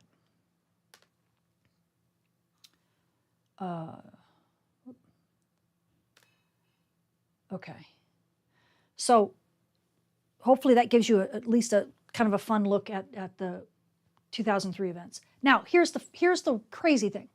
If that event were to happen today and we had Lascaux all snowed out like that, how many YouTubers out there would be screaming bloody murder? We're all going to die. Probably a lot of them, right? But the Halloween events, we lasted just fine, right? Did we have problems? Yeah, we had problems. But we survived them. We mitigated through. Technology didn't stop functioning. Buildings didn't burn down. Were there impacts? Yeah, there were. Were there severe impacts? Yeah, there were. But the clock kept ticking, right? Our hearts kept beating. We kept breathing. Society didn't fall off a cliff. This is the thing with big storms. Their weather, at worst, their weather, okay? Not going to blast us back to the Dark Ages. And we're getting even more confident that they're not going to do that now, because we just survived a G5. Now, granted, it was a minor G5, but it was still a G5. And that was a good test. That was a really good test. That's why people like Auntie Polkanen are dancing the jig, because the hard work that they've put in for 20 plus years, 30 plus years, their entire career, is paying off, right? In ways that is immeasurable. Okay. All right. So here's another Wikipedia thing. I oftentimes try to find stuff that you can use very easily, because Wikipedia is, it just makes it makes it easier to find stuff. You don't have to hunt things. You don't have to build the plots yourself. So I oftentimes like to go over them, just because you guys can then reference them later. And as you can see, during this set of periods, this was October 26th through November 7th. Yeah, and I'm hiding this here. It's not that big a deal, because most of the stuff is right here. Lots of flares, you can see them. X-class flares, lots of them, right? We already just looked at the sun, so we kind of know how many there were. Lots of radiation storms. You can see the S5. That was when the big CME, you can see it start, and then it begins to climb, climb, climb, climb, climb.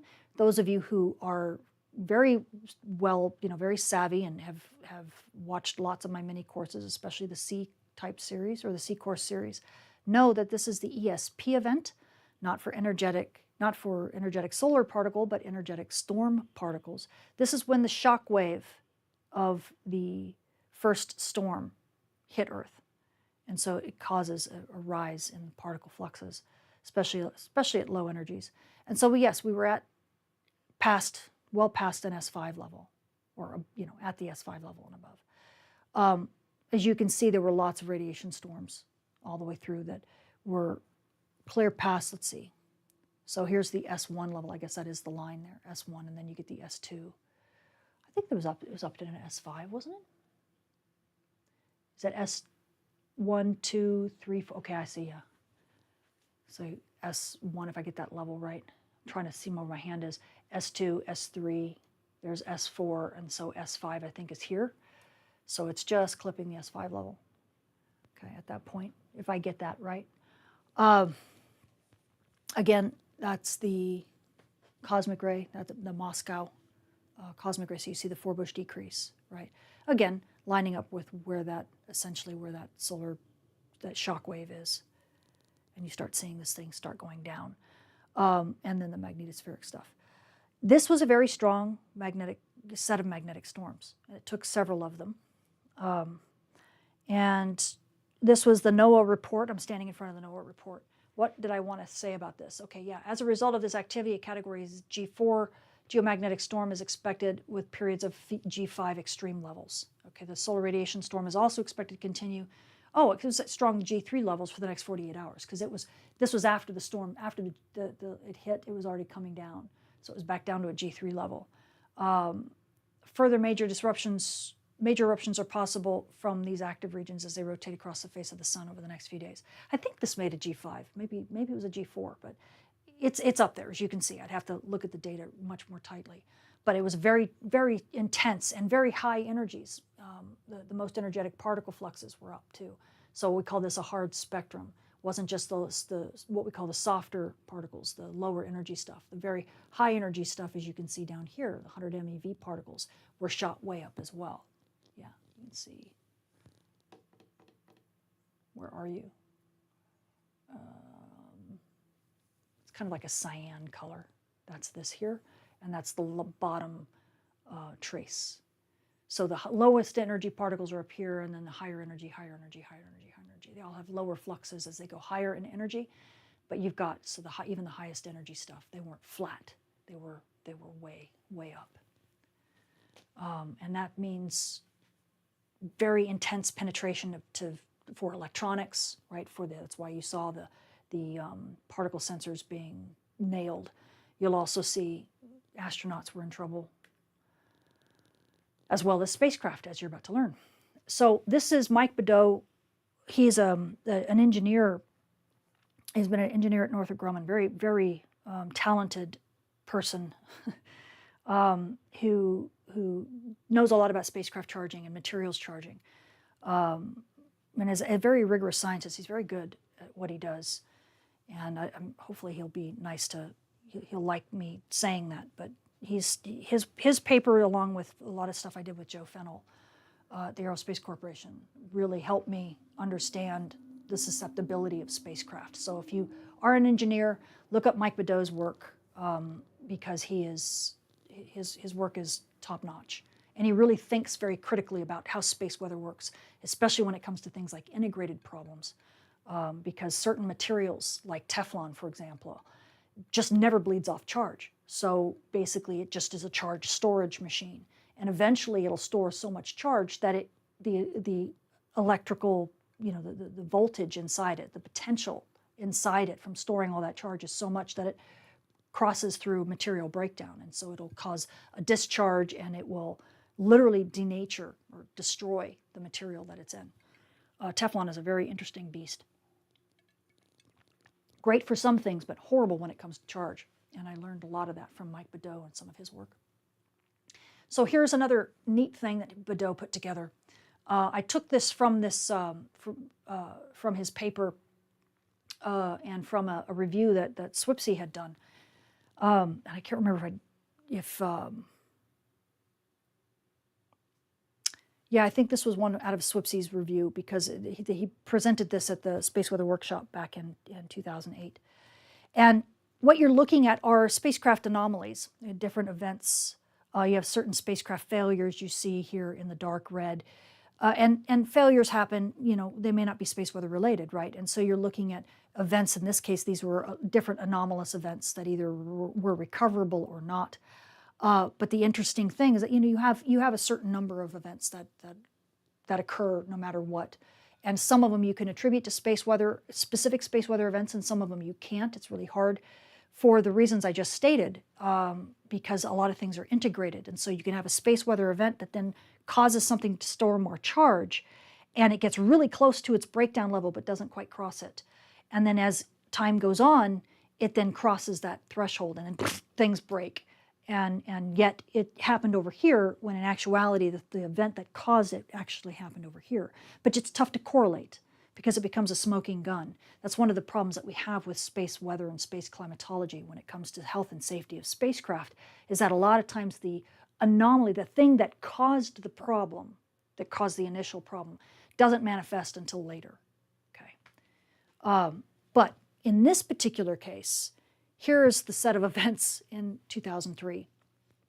The Halloween storms, and 46 out of 70 different anomalies could be very clearly attributed to the set of essentially the radiation storms and the geomagnetic storm that occurred during those Halloween events.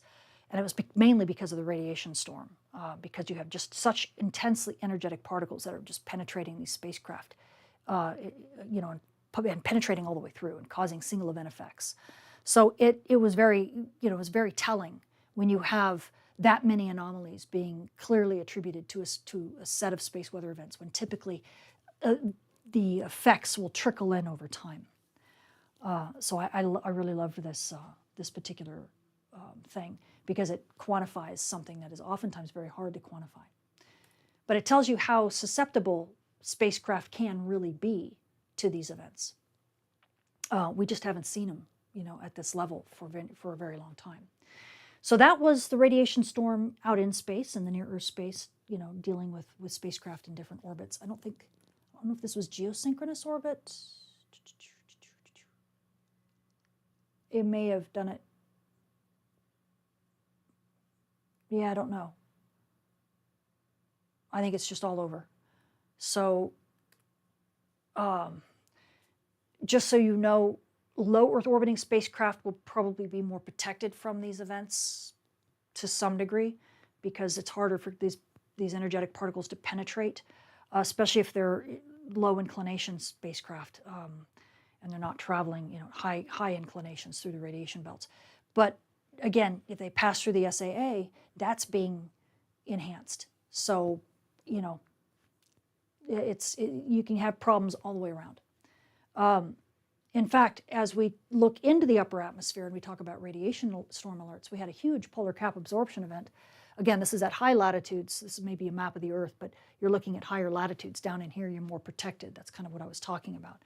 But when you go to high latitudes, the particles can penetrate much more freely. This was the first time that the FAA issued a radiation alert for the national airspace in the United States, because they literally told them, drop in altitude, going just from 40,000 to 36,000 feet flight, in your flight deck, so what is that, 400 to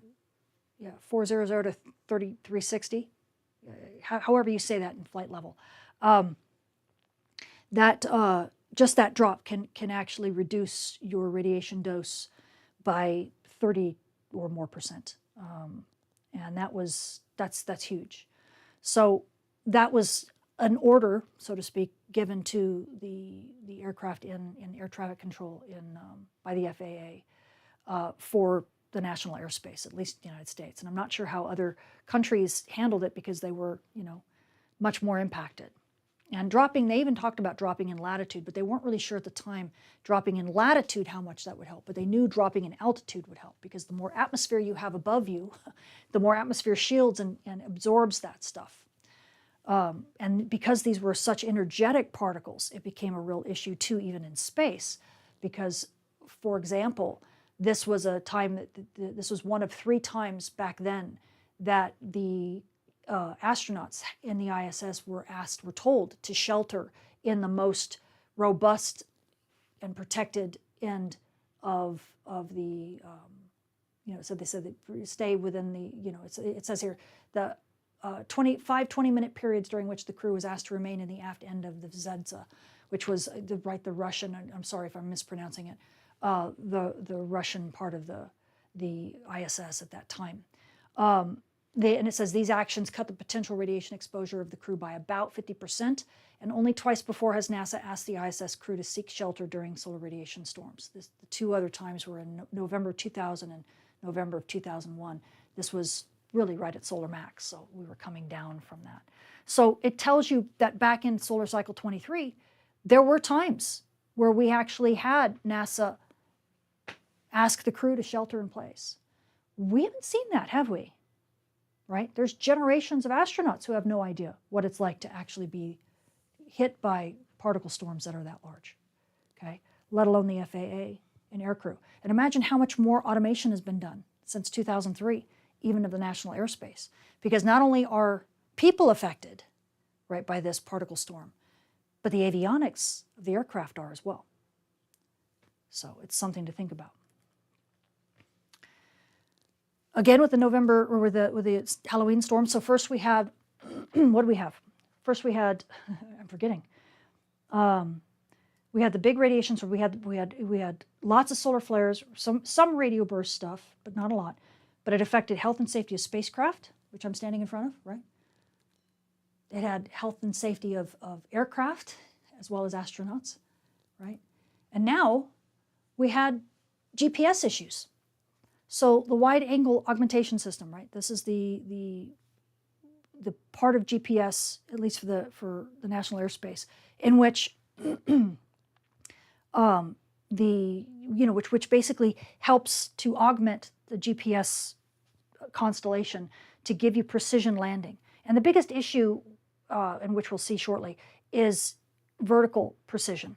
You can have the dilution of precision in the horizontal direction not be quite as affected when you have these big polar cap absorption events and big geomagnetic storms. But vertical is lost very quickly. Okay, that dilution of precision gets really big.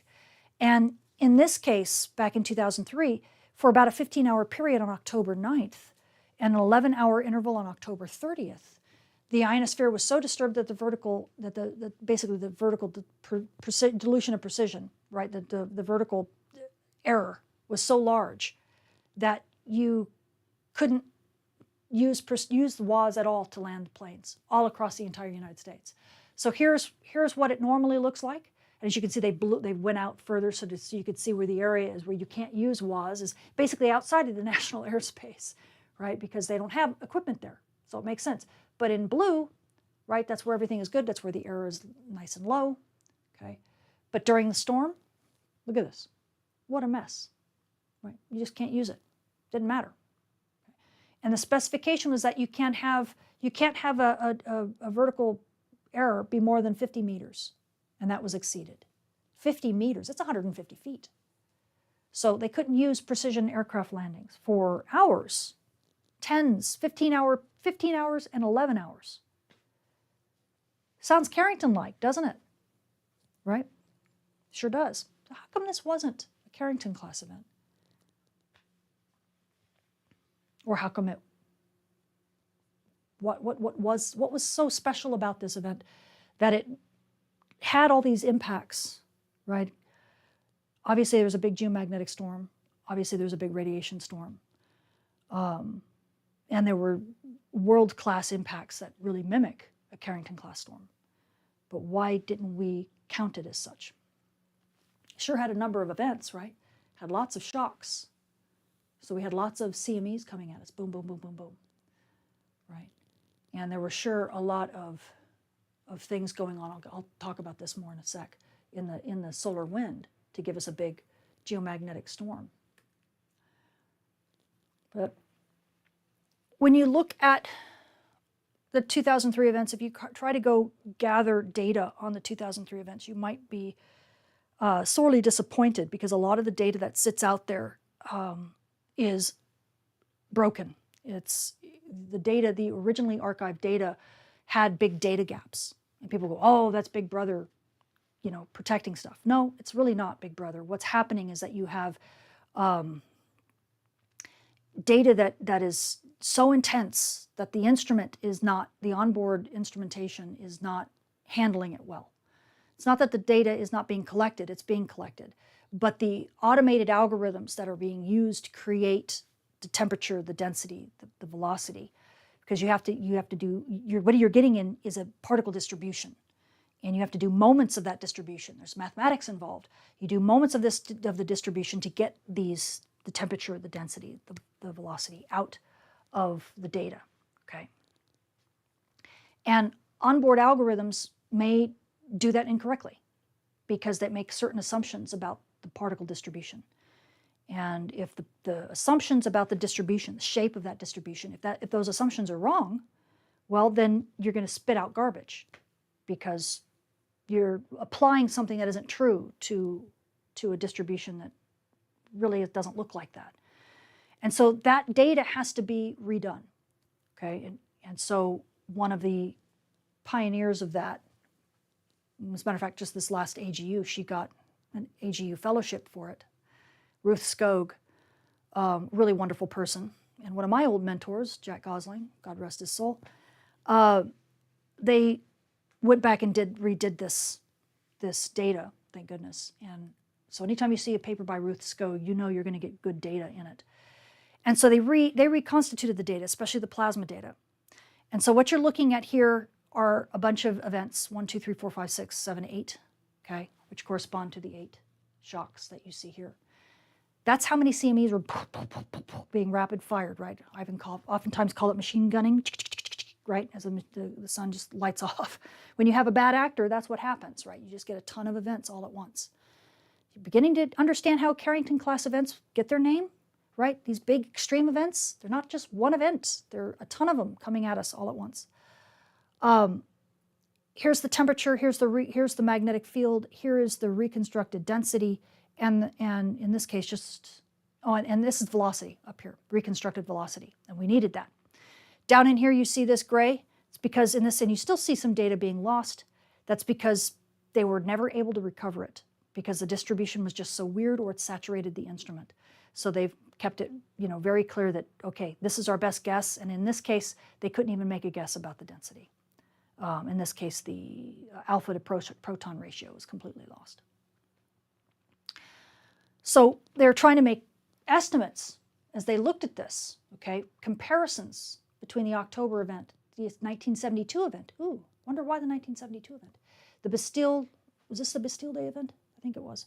And then March 2001, okay. So these are superstorms.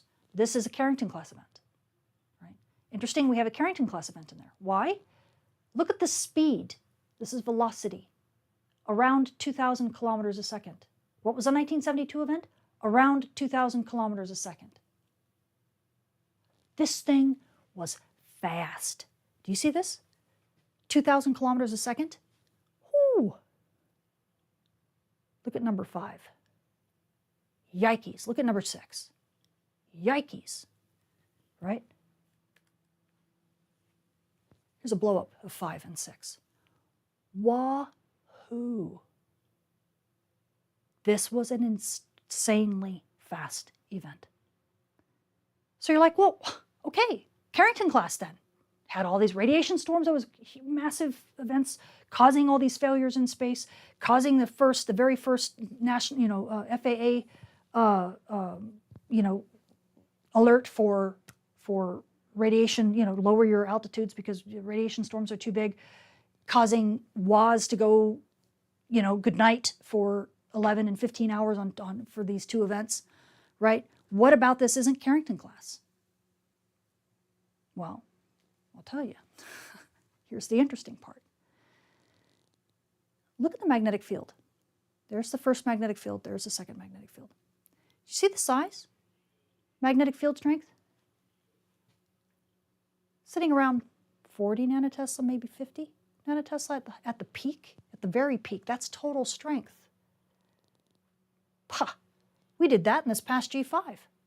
We surpassed that. We had like 60-something. Magnetic field strength isn't that big. What about southward magnetic field? Well, let's take a look. What? Minus 20?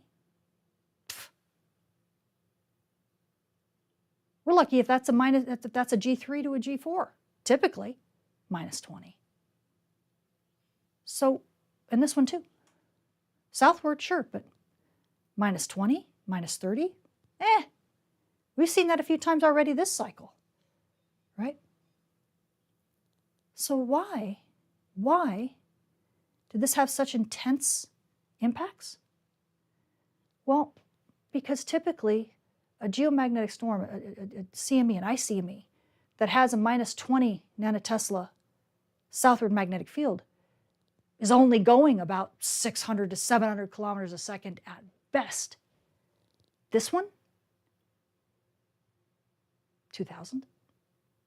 Sustained at 1,500 For hours? Okay. This, I don't care whether there's southward magnetic field or not. This is going to hit Earth hard, right? So even if the field is northward, like it was very much for the August event, it could be a bumper car. Okay. This is why we didn't get a much, much, much worse storm. This to me is Carrington-Class. This is the 1859 event, but a baby version of it, because it had every earmark. Super, super fast, real intense shocks, super, had decent radio bursts, monster particle radiation storms. Wimpy field. As it was, the speed allowed this thing to slam at a G5. And there were multiple events that were both very quick that hit Earth. So it was a series of events. It had all of the marks, the earmarks, and all of the impacts of a Carrington-class event, except, thankfully, minus 20 nanotesla southward field. We almost tripled that in the last geomagnetic storm we had. We easily doubled it. Right? Nonetheless, because it was so incredibly fast, it says the magnetic storm coupling was considerably less than it could have been, and the resultant geomagnetically induced currents were not as large as many in the past. According to John Kappeman, right, of the Meditech Corporation, both storms were, quote, far less severe than a superstorm status, and the resulting GICs that did occur could perhaps be a factor of 3 to 10 times larger in most regions than those observed. The GICs in excess of 100 amps were observed, and Kappeman suggests, because it doesn't seem like it should be, right, because the geomagnetic storms were so weak, why would we have GICs that were so large? Kappeman suggests that the larger GICs were observed globally during the large shock on October 29th, following the arrival of the first large CME from the X-17. Meaning, it was the impact, it was the EMP from this that really rocked everything. It says power companies in North America did experience some problems. Impacts and actions reported by grid operators were included less use in switching between systems, high levels of neutral current observed at stations throughout the country, capacitor trips in the northwest, transformer heating in the east, growling. This is where the classic growling transformer came from. They had to back it down to help it cool down because apparently it was making lots of noise and it wasn't happy. I don't think I'd want to be around that thing. And it said GIC impacts were more significant in Northern Europe, where heating in a nuclear power plant transformer was reported and a power system failure occurred in Sweden. Okay, they had blackout conditions. I don't know if you're hearing. Oh, okay, someone's making a smoothie. I was like, what is it? It sounds like a jackhammer. Okay, so if you hear that, it's just somebody making a smoothie in the background. And in this case, Department of Homeland Security, they did put out an alert for Swedish power systems, okay, because they did have blackout conditions. So for Sweden, this was not a fun time because you get those massive EMPs, and even though they're affected, typically they affect low latitudes only. But if you're at high latitudes and you get a geomagnetic storm on top of that, well, the geomagnetic storm may not be that strong in terms of magnetic field, but if you're at high latitudes, you don't care because you're getting nailed anyway. And you're getting so much of this weak CME thrown in on you because it's moving by you so fast that the high latitudes are just getting hammered. So this is why we had issues with Sweden. And here it says, you can see the details. The spokesperson for Sweden's national grid said that 2 transformers had malfunctions, but the problems were quickly fixed and had not caused power outages to consumers. I'm not sure that's true. I think there were actually power outages to consumers because I've talked to people who remember that blackout. Anyway, Okay, now, I'm not going to go over everything. You can read this in the Space Weather Prediction Center's very long report. But I'm just going to give you a sense of how many outages we had. Okay, this is spacecraft. We had things like the smart ones. What was it? It was in a lunar transfer orbit. Had problems with the radiation storm. We had the Mars Explorer rover. So this is even at our planet. We had the microwave anisotropy probe and Mars Express. Lots of instruments went down during this radiation storm. For Earth orbiting spacecraft, we had just a ton of them. Here's just a couple that were big that failed. The Aviation 2, this was a Japanese spacecraft. They had alerts that went out, or notifications that went out about that. JAXA had major problems. We had problems with EPAM at ACE, right? That's at L1 because of the radiation storm. Even though it was at L1, it's still feeling the brunt of that big S5. We had a test satellite, the DTRS satellite, another Japanese one. My gosh, look at this. Then we had CHIPS, we had DMSP, we had Chandra, we had GOES 9, 10, and 12. All had big issues with these with the radiation storms from these spacecraft, or from these events. Chandra, I actually used the Chandra. They've got a massive scintillator that's about the size of a Volkswagen on it. I've used it for cosmic ray analyses. It's really amazing. But this is a deep space looking for, what is it? Looking for gamma rays. I forget if it's looking at gamma rays, gravitational, not gravitational waves. I don't think. I think gamma ray bursts. And so it's an astronomical satellite, and it needed the big scintillation counters. But I could just imagine it being flooded. I mean, because it's so sensitive to that type of stuff. That was why it had that counter on there in the first place, was to nullify the background. So I can imagine it was completely useless during that time. And of course, a whole bunch of others, right? Ones that we've used even in our field. Obviously, GOES, for example, and DMSP, but Polar, Galix, Cluster, RESI. I mean, just a ton of spacecraft had problems with this event, or with this set of events. Okay. Then you get into the commercial industry, and you have pay TV and radio. They had issues with all of their stuff. I mean, it's just crazy that just the list goes on and on and on. And then even we had warnings with drilling platforms. They ended up having to rely on SWIPSI because they're using GPS. They couldn't use it, and so they had to find other ways of dealing with doing drilling. They actually had to use acoustic waves because they usually relied on GPS and they couldn't at all. So that was part of the reason why we now understand how sensitive drilling platforms are to space weather, big space weather events.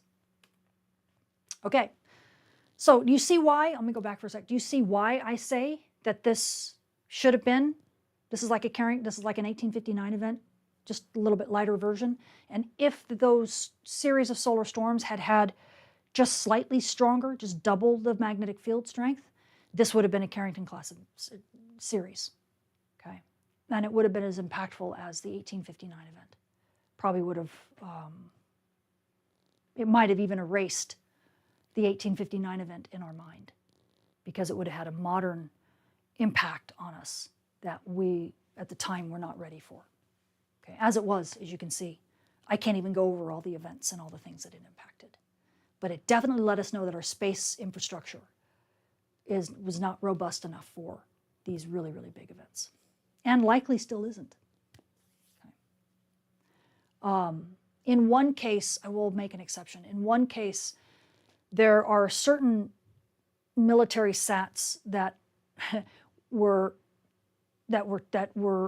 thinking they needed to safe themselves and shut down. And they found out that no, they were going to be able to operate through, because those are built tough, really tough. And they were designed to deal with other types of detonations in space. And so they managed to survive. But those, and could operate through. Now, degraded performance granted, but they could operate through. And that was actually openly reported. And that's why I'm saying it, is that it was openly reported. So not all spacecraft are that susceptible, okay? We can build them tough enough to withstand this. Not a problem. But it's unbelievably expensive. And really, in the case of commercial and civilian operations, probably not warranted.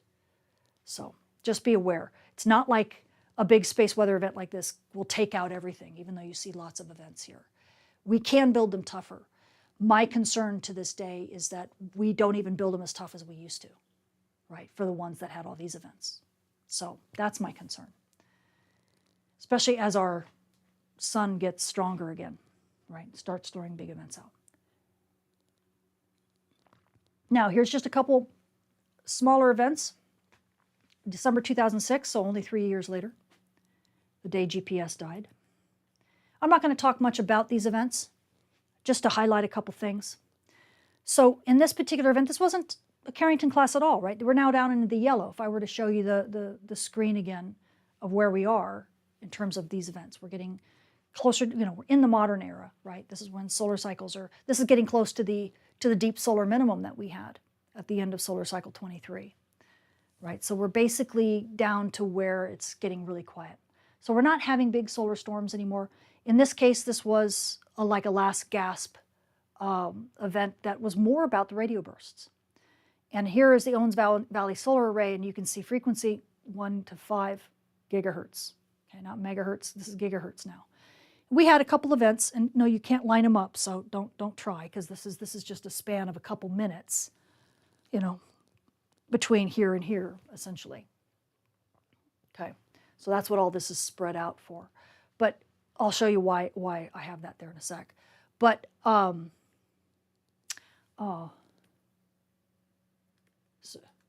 okay, good. You can see that the source of the paper is Cerruti. Okay, that's a Cerruti et al. In 2008. I wanted to make sure. I was like, oh no, did I take slides out that I didn't quote him? I want to make sure his paper was on there. Okay, so what you're looking at is basically the intensity of some radio bursts. And the reason why I'm showing this is back in December 2006, we had a very strong, and I'm only taking, I'm not going through this event in great detail because of time constraints. But we had a very large event in 2006. I forget how big of an X-class flare it was. It sadly was the event that caused us to fry our SXI instrument, mainly because we were busy doing science with it when we should have been using it for operations. We were trying to thread the needle and do both. And Vic Pizzo has some really good stories about that. What a great guy. I love Vic. Anyway, it ended up, we left the aperture open too long, and it ended up really damaging the SXI, so it was never the same after this event. But this event also, not just visually and X-ray flux-wise, it also had very, very strong radio bursts at, as you can see, this little line saying L1 and then the line here that says L2. These are the two frequencies for GPS.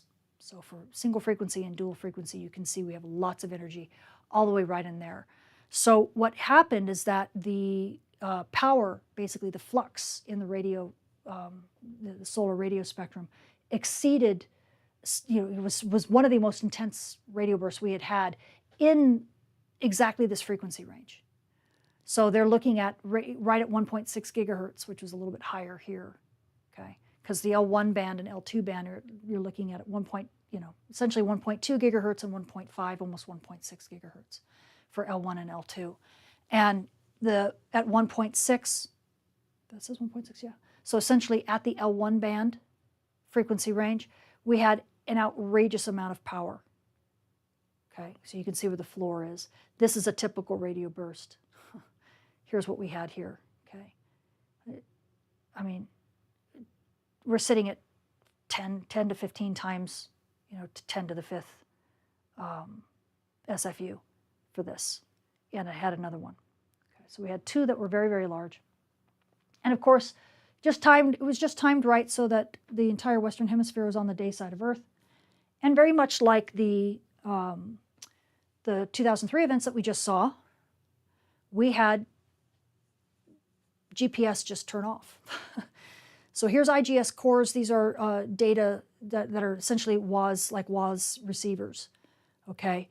and they are the most robust. They have very high cadence. If anything is going to survive, getting signals, receiving signals and being able to mitigate through these big radio bursts, it will be these sensors. And as you can see, all of the red ones, they basically could not track enough receivers or enough satellites in the sky to be able to get a position solution. Okay, so all the red got blocked out. And because of that, if you look here, this is a plot of the United States. Can you see? Kind of here's Florida, here's Texas, and here's California.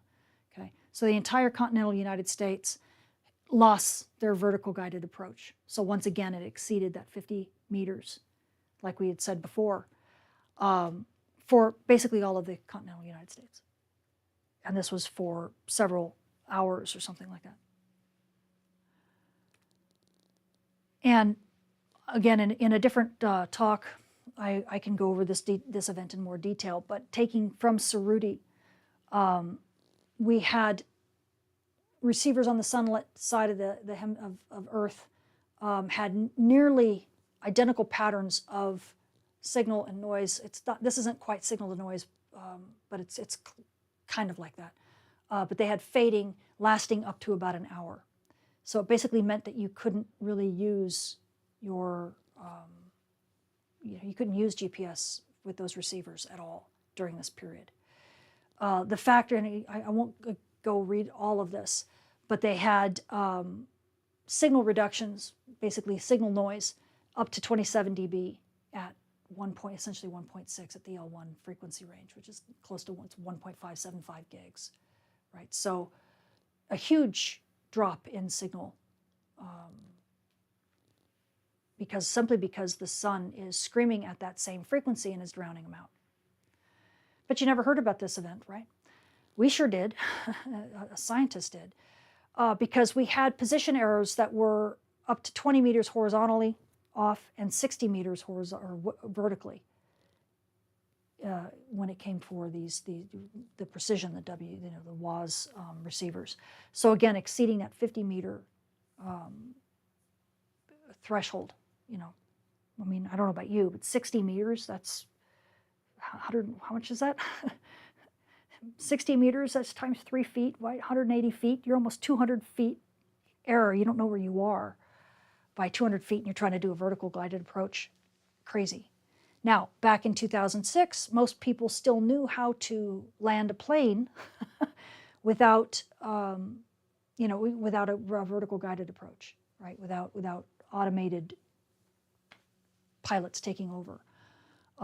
However, there was a plane, I believe, in 2008 that slid off the runway when they were forced. It was not. I think it was an Asian airline. I don't really know, but they were forced to land without a vertical guided approach, without a precision landing option, and they weren't very good at it. So that was a big deal, and that was in 2008.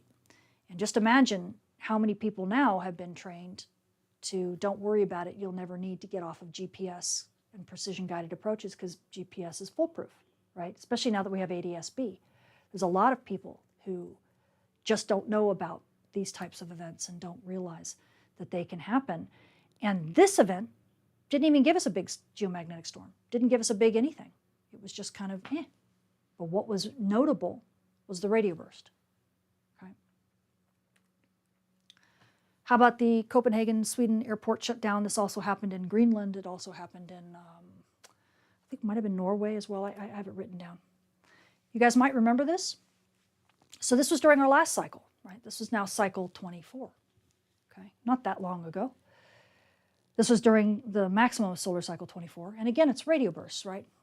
Along with small geomagnetic storm, but the radio bursts are the ones that took over.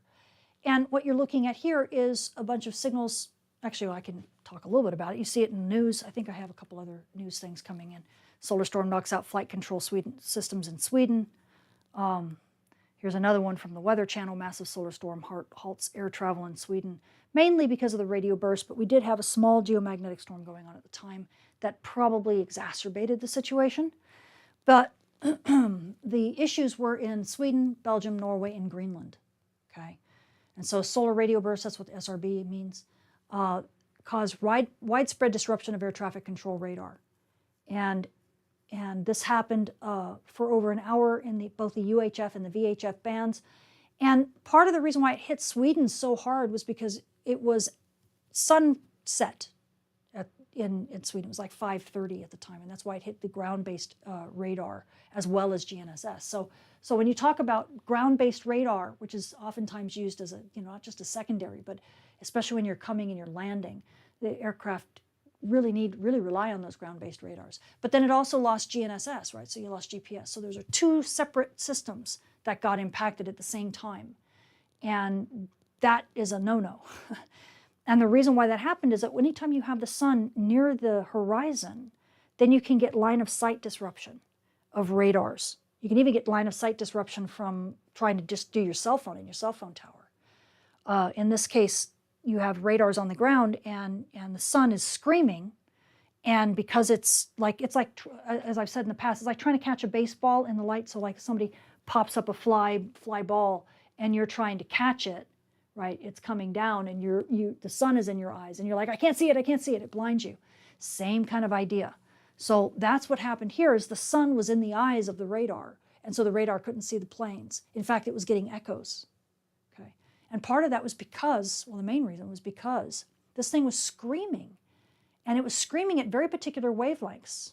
Okay, or frequencies for this matter. You can see here, this is a 600 megahertz, 7, 840, 1,000, 1040, 1200, 1314, 1480. Okay, so those are the traces here, right? And if you notice in certain bands, huge. I mean, we're talking, 30 dB change in some of these bands. And the bands in particular are literally at the ADS-B transponder and at the GNSS transponders, and at the frequencies of the radars as well.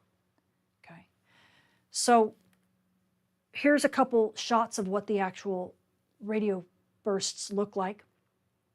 Really very, very varied and changing, and you can't really tell. Hopefully you can read this. I don't know if you can read this. Can I read this? In this case, this has been plotted the way a radio astronomer would plot it, with the low frequencies being up top and the high frequencies being at the bottom. If you remember my, what was it called? The R series? No, I didn't call it the R series. Maybe the F series, solar flares and radio bursts. I think it's the F series. You might recall that radio astronomers typically do low frequencies at the top in the vertical axis and high frequencies at the bottom, because they're used to looking at it from the surface of the sun, thinking that this is the surface of the sun and you're going up in altitude, because as you go up in altitude away from the sun, then frequencies drop. So they like to look at it that way. And that's why you don't go from low to high, but rather high to low frequencies, okay? So looking at the higher frequencies, we had lower frequencies, but still at the 100 or 1,000 megahertz, which is 1 gigahertz range, okay? But then you get bursts that as it continues on, you're getting them in the higher ranges. And then here you're flooding the whole thing.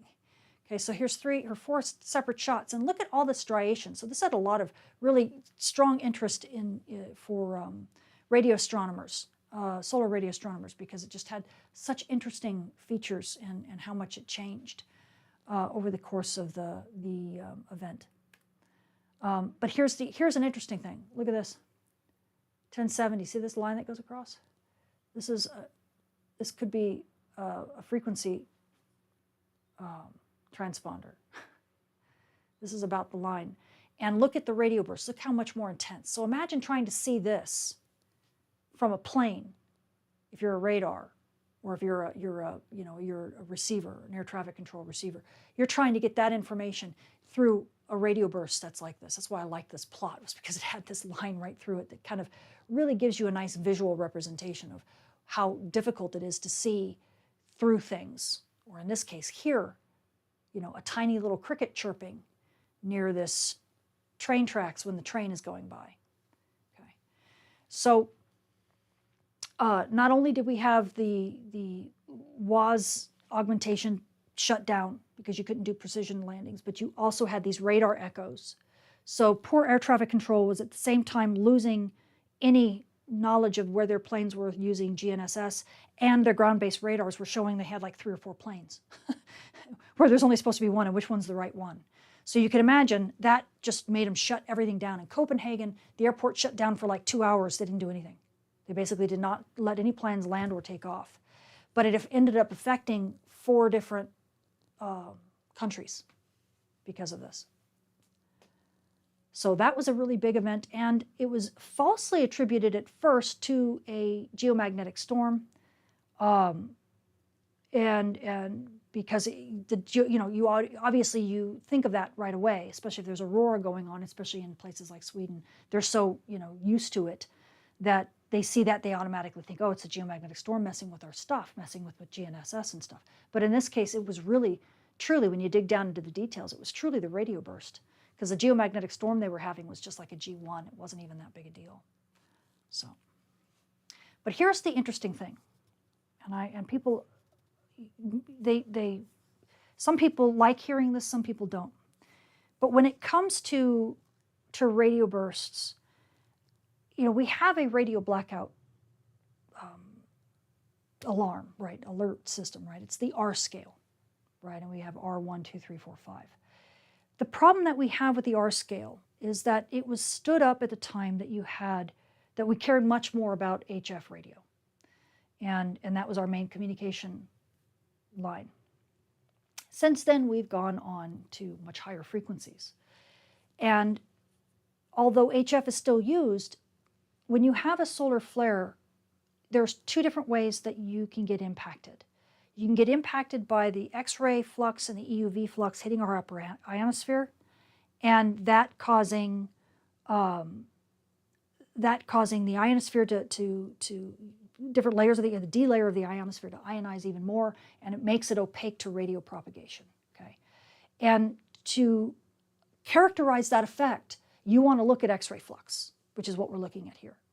Okay, but when it comes to higher frequencies, like, I don't know, ADS-B, right? 10 frequency transponders, Starlink, GPS, right? L1, L2 bands that are in the gigahertz range, you don't care so much about what the ionosphere is doing in this sense with a radio. I mean, you do if it's a really intense solar flare, but it has to be, multi-X to really begin to bother you. For the most part, the ionosphere is not the problem. The problem becomes that when you have these really big really big solar flares, you get big radio bursts. But the X-ray flux may or may not tell you that there's a big radio burst going on, because it's not measuring the radio burst, it's measuring X-ray flux. So in this case, these events happen during this. This is an M3 flare. The sad thing is that the FAA doesn't even get alerted that there's a problem, that there could be a problem with radio blackouts until you get to an R2 level, which is an M5. So had this been on the day side of Earth, like the 2006 day side of Earth, day side of where the United States, the Western Hemisphere, the FAA would never even have alerted anybody about this particular event because it didn't reach their threshold. And yet the radio burst shut down 4 countries.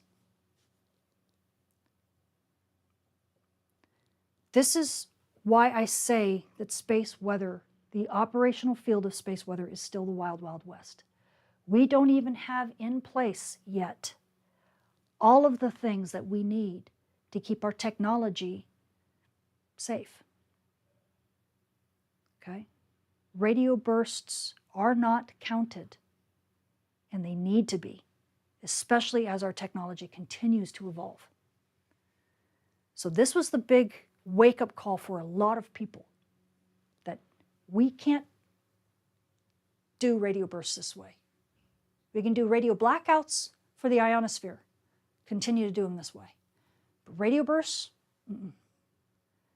okay? So as you can see, we're still a work in progress. The space weather scales, as comprehensive as they are, aren't that comprehensive. Stuff still falls through the cracks, okay? And this was as recent as 2015. So we still have a long way to go, even though we're getting better. And this is a big problem because, and this is an older chart now, But back in 2020, at least for the national airspace, the NAS in the United States, you have to. The FAA forces you to be equipped with ADS-B, right? These are the ADS-B out, the transponder modes, okay, as you can see, are sitting right about 1,000 gigahertz or 1,000 megahertz, right? 1 gigahertz. You cannot fly in the national airspace unless you have it. And ADS-B is a double dip when it comes to satellites, because first it has to go up and get a GPS signal from the GPS satellites, then it has to come back down, then it has to send its ADS-B signal to a hosted ADS-B platform to go to air traffic control, especially when they're over the oceans. So it goes to space twice, because the ADS-B hosted platform is on the Iridium satellites, if I recall. And you can see ADS-B transponders. Look at, this was back in like 2020 before all of the COVID stuff. I think we're probably back to this now. These are all ADS-B receivers, okay? And here's the real kicker. Here's FlightAware, just one of many, right? Again, this was back in 2020. They were getting, these are the statistics for all the receivers that are picking up ADS-B. Look how many receivers there are all over the world. People are using this data like constantly, like way more than, it's just growing like crazy. 29,000 sites, 24,000 participants, 197 countries represented, this many positions reports an hour using ADS-B. Sites added in the last 7 days, this was back in 2020, 208 in a week being added. Do you see how people are using ADS-B data? And we can't even tell when it's going to be impacted. Do you see a problem here? Okay. And here's another thing. If that doesn't get you, how about this? Here is when the sites, okay, were just beginning to pick up back in 2014. Okay. This is what our sun looked like, right? So we had maybe a couple hundred sites. Look how quickly it went up to, in this case, I really need to redo this draft, but this was up to about 2021, right? Up at 25,000 in 2021. Right now, we're probably past 30,000 if you keep this trajectory going now that we're in 2024, okay? But in 2020, essentially 2021, this is what our sun looked like. So we went from the weakest solar maximum that we've had in 30 years to a solar minimum, which has nothing, the weakest solar minimum we've had in quite some time. And this is when we grew our ADS-B technology. This is when we grew our GPS technology to the level we have. Do you see why farmers got caught off guard during this recent G5? Does that make sense? We haven't had any of this tested. Even this weak solar max that we had last cycle, cycle 24 was, we've had solar minimums that were almost stronger. I'm teasing, but you get my point. We have become incredibly space weather susceptible. And we don't even have a way of reporting it yet.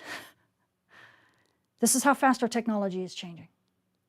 We can't even stay on top of it with space weather alerts, with space weather scales that are appropriate.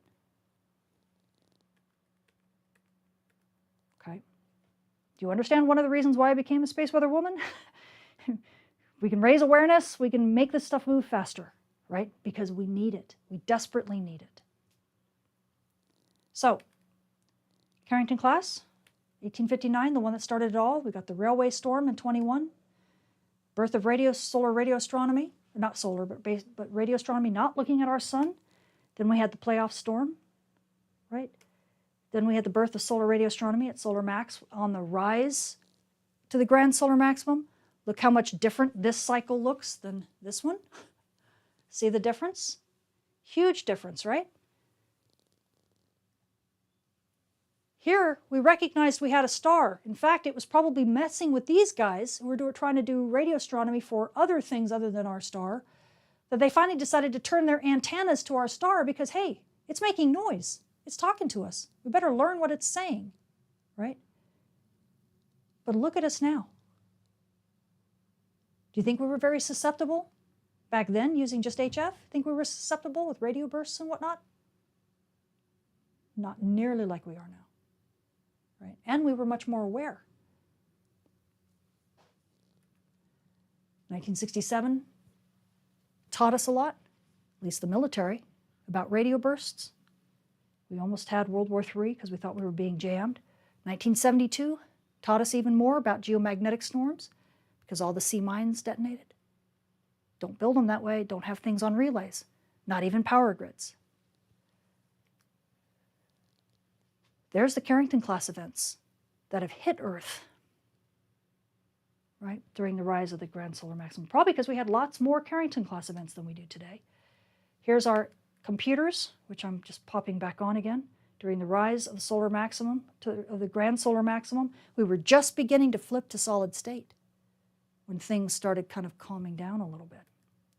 Now, during this more active period, we got our laptops, we got our solid state, we got our Wi-Fi, we got our cloud computing, right? And we got smaller and smaller and smaller and smaller storms. Let's take a look at cell phones. Here's the 1992. We didn't even talk about cell phones. 1992, the very first cell phone. Looked terrible. Weighed 22 pounds. Here's the very first text message sent in 1992. It said Merry Christmas.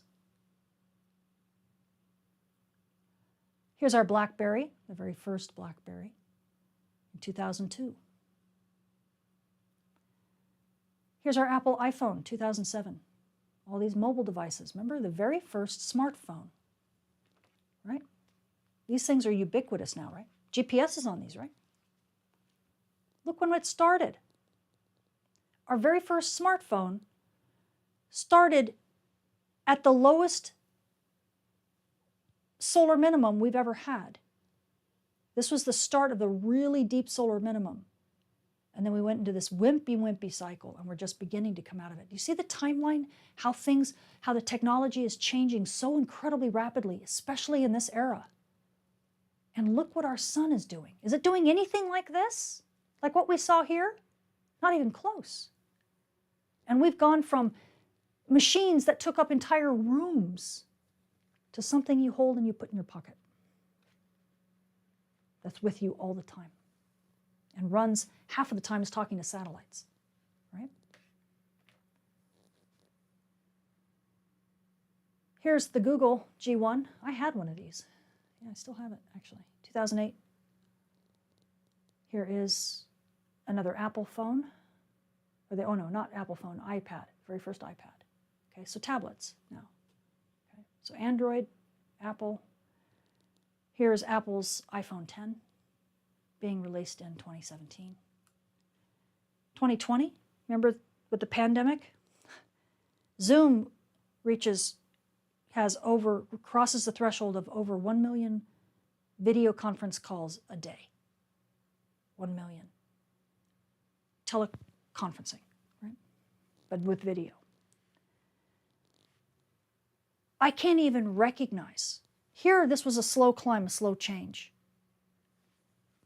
If we were here, I couldn't even recognize what this is. I would think this is like Star Trek stuff, right? Look how fast. In the same amount of time. You look at that from the sun's perspective, sun's just doing what it is. It's just rising and falling in terms of its overall activity. But our technology is accelerating, and we have no memory. Generations of workers have retired, lived, died, and retired since this.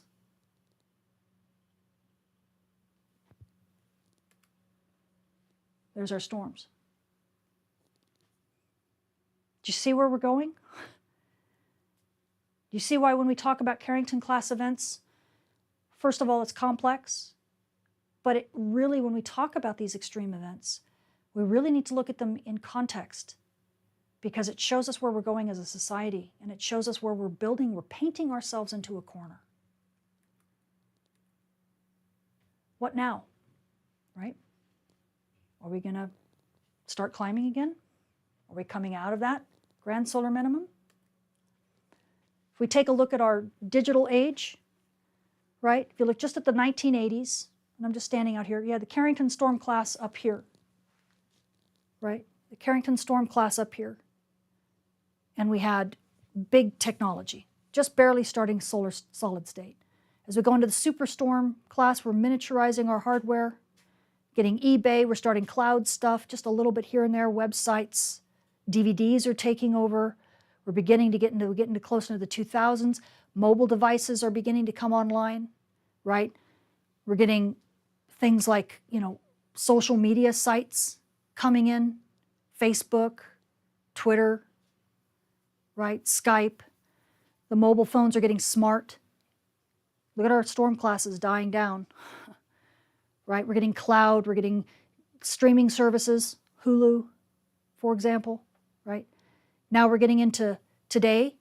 It's no longer just smart and portable, it's multifunctional devices, full computers. And even as we move further on, dealing with tablets and teeny tiny smartphones, and now we're moving even into not just VR, but into AI. You know how much power AI takes? It's going to be integrated in everything, right?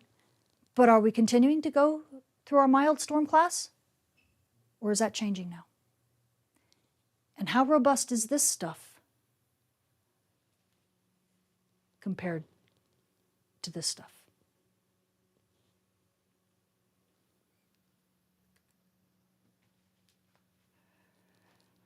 How about something else?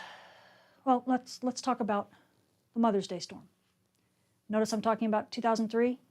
Notice the color, right? Now, I'm not going to go through all of this. Some of this you guys have seen in my forecasts, right? But I'll go through a little bit. Evolution of 3644, you guys probably remember this. It was only a month ago, right? There were 10 X flares, including the largest of the solar cycle. We had one G5 storm, which is the largest since 2005. We don't say it was larger than the 2003 event. Why? Well, because even though it was bigger, geomagnetically it was bigger, it had more intense magnetic field by a lot. It was only going about 700, 800 kilometers a second. What was the other one going? More than twice that. Okay, speed means a lot when it comes to extreme events. So even though the Halloween events were weaker from a magnetic field point of view, they hit so much harder, right? On top of this, we had a whole bunch, we had 8 storms that were collapsed almost into one day. They had multiple storms that hit over and over and over again. We had a storm that hit one day, lasted a full day. I mean, it was a bunch of storms that were all swept together, kind of smushed together. But then we had another, like a G2 event, slightly like the day later. But it was much more compact than a lot of these other Carrington events that are spread out over several days. This one was really much tighter, and we'll talk about that in a sec. Impacts, HF, VHF radio blackouts, we'll talk about them. Aviation, a little bit. Some of that is still unfolding as we speak. People are still going through the issues. We'll see how much they leak out, how fast they leak out. We had GPS, we had scintillation. I'll show you the evolution of the roti, which is this. These are all movies. I'll show them to you. Precision farming, of course, huge issues. I'll review that just a little bit, but if you really want more detail, you can look at my recent forecasts that go over those, highlights those. Starlink, of course, and auroral scatter. So let me just play a couple things. So this was, if I can get out of the way. So you'll see here when it starts, are you playing?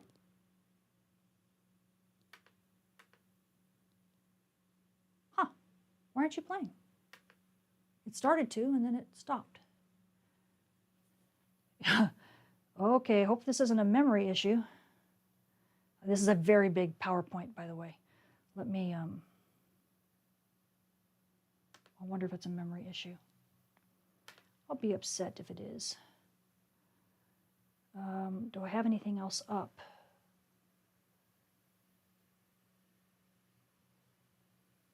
No.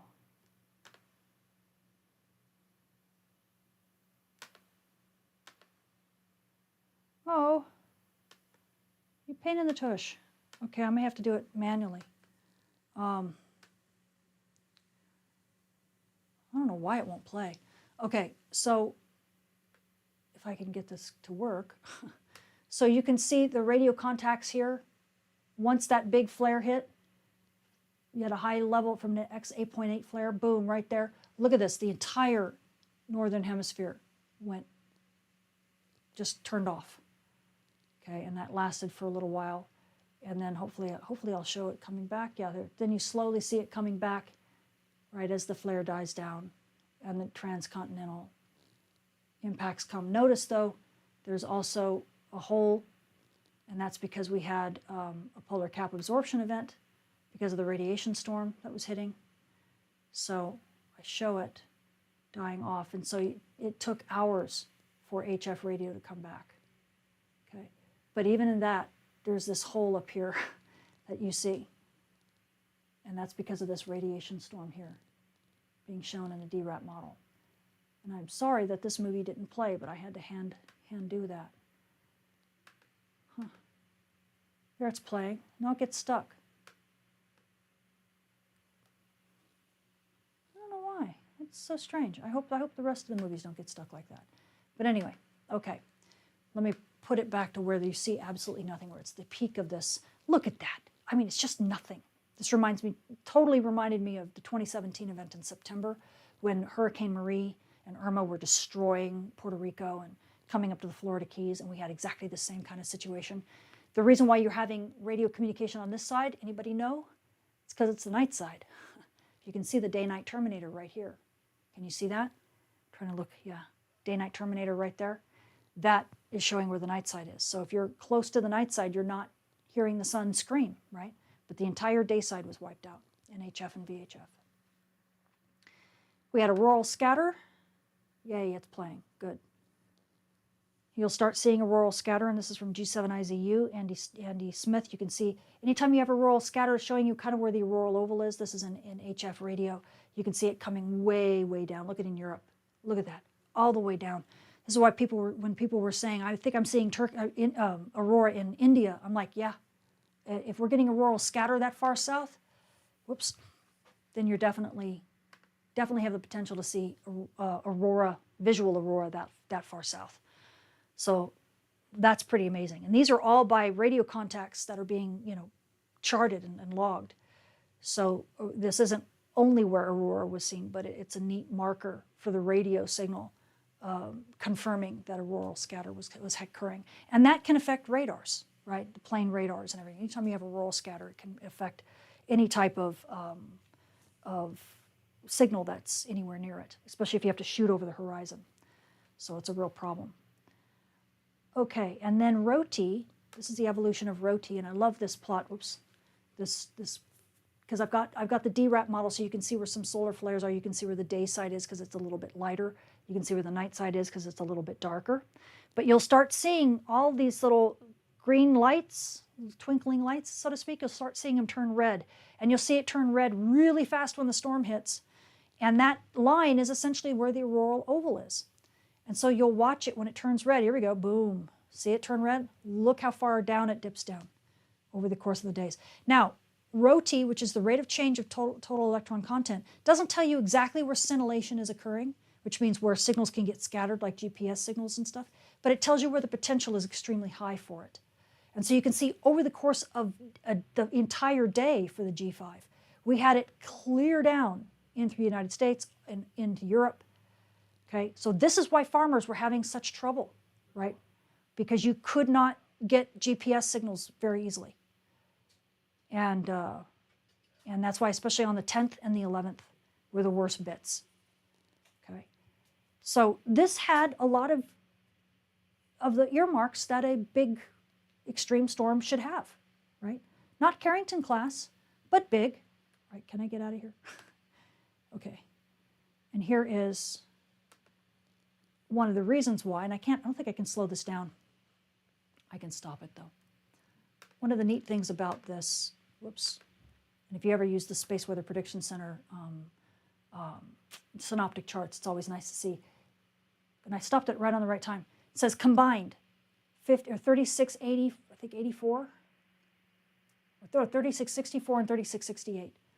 We actually had originally two regions, and then there was a third region that kind of came up in between and bonded these two together, which is why this cluster became such a problem and why we see it again, why it's been having problems, why we're now going to get clipped by another storm from this set of regions that's already survived its far side passage and is back again.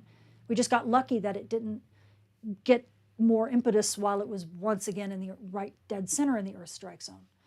But this was originally multiple regions, and this can become a real problem. Remember how I talked about with the 2003 storm, we had region 488 rise right above the cluster of regions that was a real problem. And as soon as it started rising and that came out and you saw that there was connectivity between them, bam, you started getting these massive events. Anytime you have regions that come close together, you have a bigger potential for problems, okay? And that's what we saw with this particular event. Now, I teased everybody in L'Aquila because when I taught there, people were saying, well, you know, L'Aquila, we're in Italy, we never get any aurora. And I said, you know, you think that you don't get a lot of aurora, but it was everywhere. I said it definitely came to Italy. People say, well, we never saw it. And I said, really? How about this one? And this one? And this one? I went 20 different times, and I could have continued going. Look at all these aurora pictures. And I'll try to get out of the way. This is in Italy. All of these are in Italy. I stopped at 20. Let's see. There's central Italy. We're continuing. There's Rome. And there is that the last one? Abruzzo. That's the region, the county, so to speak, that they were in, which is really close to, right, yeah, really close to, essentially L'Aquila. So they could have seen it. And so I went through 20 different images to show them, look, we've got lots of eyes on the sky, we've got really sensitive cameras now. And so even storms that aren't Carrington-Class will seem Carrington-Class because of all the data that we have now. And no, it's not because of it's not because our dipole field is shifting. It's because of the cameras. Okay, this storm really wasn't that intense, and the things that were, you know, if the geomagnetic field, the dipole component of the field is shifting, if that's making a big difference, then what's cool about it is that it's actually lessening the geomagnetically induced currents.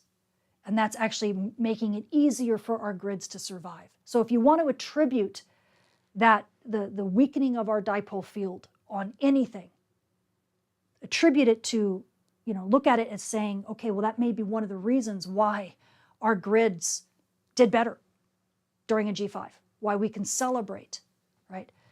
Not everything is doom and gloom, guys. And I get tired of people wanting catastrophe. You just look at everything and think, oh, this is the end. This is why it's going to be the end of us. No, if anything, the grid power companies are celebrating, because a weakened dipole component of our field means the magnetic field fluctuations are less. And if that's less, at least in certain areas, like in the mid-latitudes, geez, that helps civilization immensely, right? So people, you know, things aren't always what they seem. And I hope that gives, at least to some people, it gives you a sense of grace and appreciation for things that may on the surface seem catastrophic or seem dismal or seem, you know, like they're going the wrong direction, but in actuality they may help us. Nothing about space weather and space weather effects is trivial. Nothing.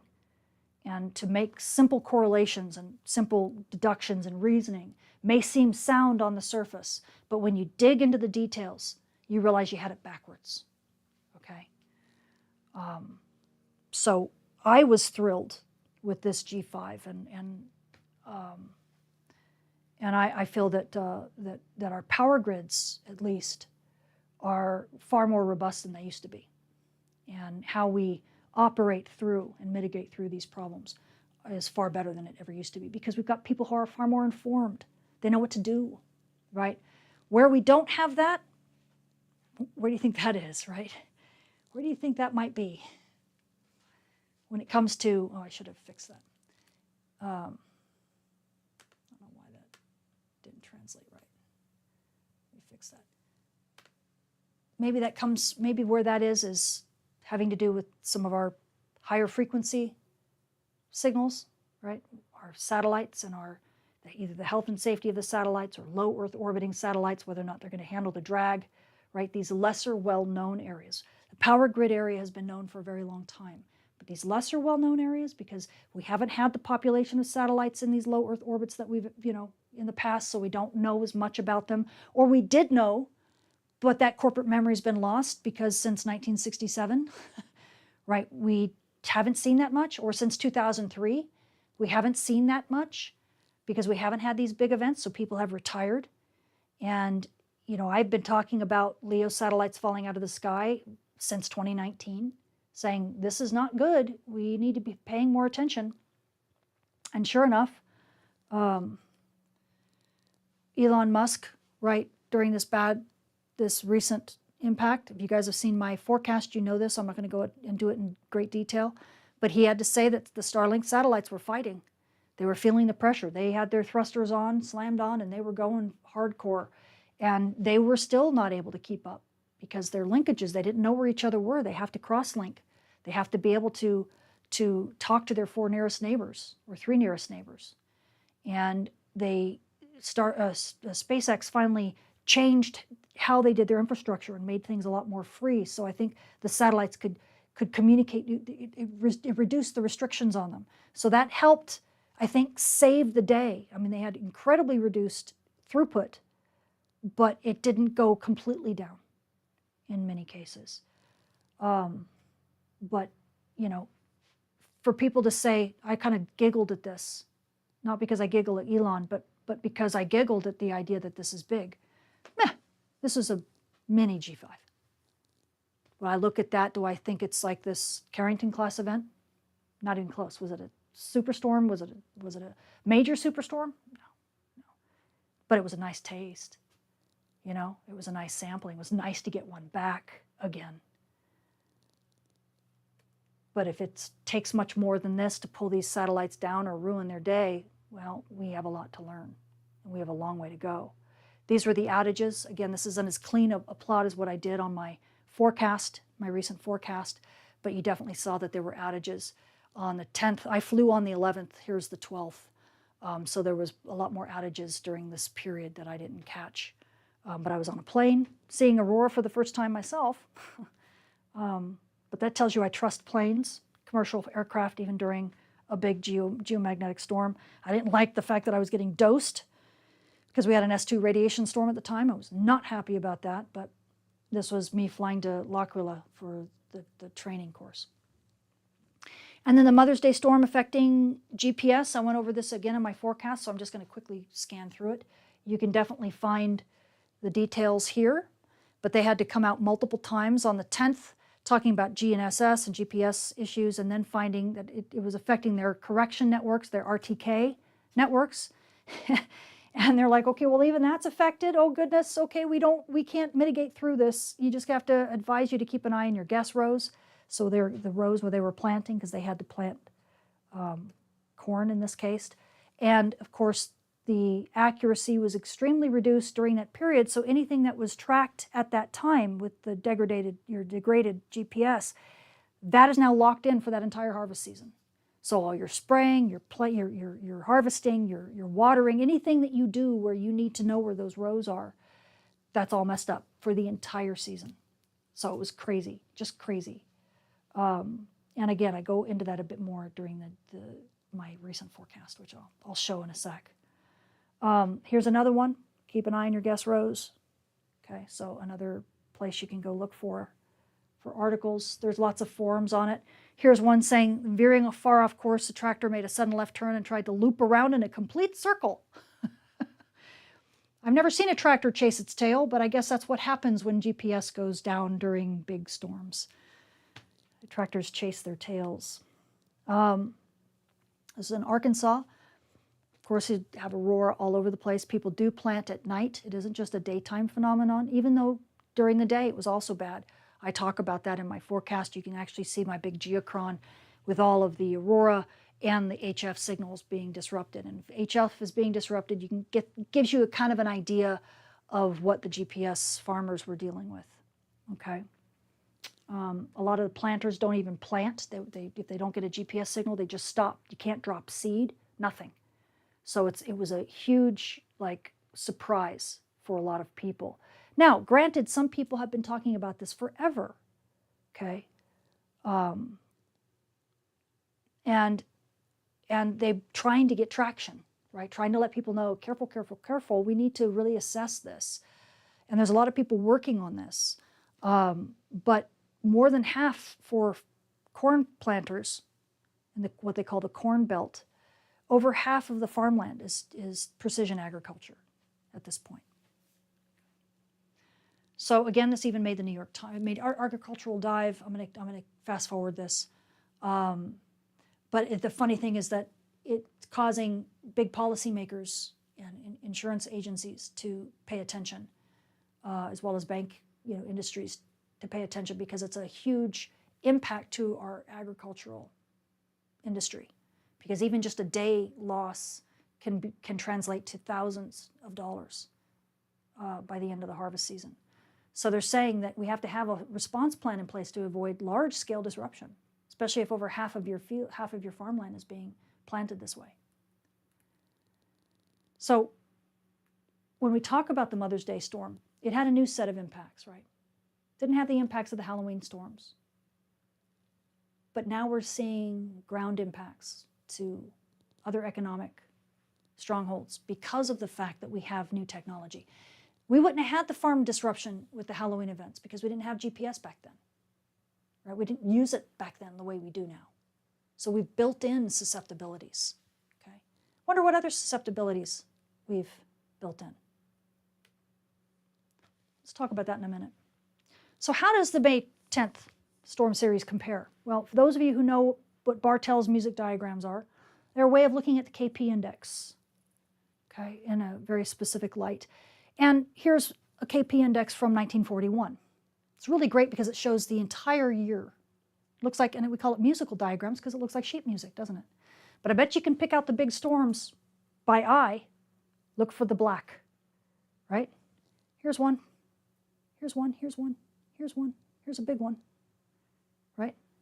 Bet you can figure out in 1941 where that superstorm was, that Carrington-Class event, right? The playoff storm. Easy to spot, isn't it? Here it is, okay? What this means is that it was a KP of 9. KP of 5 is the small little bar that goes all the way up to the top, and then you start thickening in the bars as you go up. Actually, here's the key. You can see it here. So KP of 1, 2, 3, 4, 5 is the tall, and then you start going up 6, 7, 8, 9. And it's in segments, so you get a plus and a minus. It's just an old-fashioned way of doing it, but it actually is kind of showing gradations of going up to KP of 9, okay? But I blew up the 1941 event so you could see it, because we're going to compare. In purple, I've got the 1972 event. Can you find it? Wasn't that many. There it is. Okay. Oh, by the way, look how many big G5s back in 1941. Here's one. 3 months prior, because each one of these lines is a month in the year.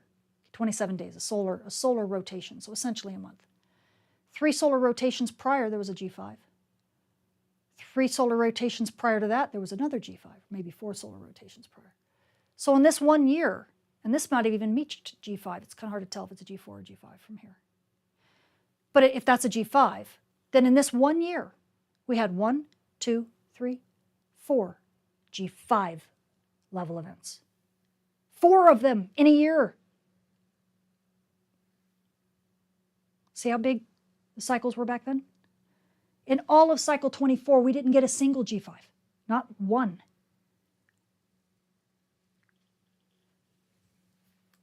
(1972). Here's the bigger event. This is the fast bumper car event right here. Okay. Again, multiple G5s. Had 2 at least, maybe 3. Can't tell if that's a G5 or not because it reaches all the way to the top. But at least 2 in 1972. And this one was a little bit longer, lasted a little bit longer. but wasn't slammed on like the 1941. 1941 was slammed on. This was a really big storm in the sense of strong geomagnetic field stuff, okay? Really big, bright aurora, right? Had the playoff storm, this is when the U-boats were, when the submarine, right, when the German submarine during World War II was spotted because aurora lit up the sky. Had huge, huge social impact because aurora was just everywhere, okay? This one, not so much. This was a sleeper.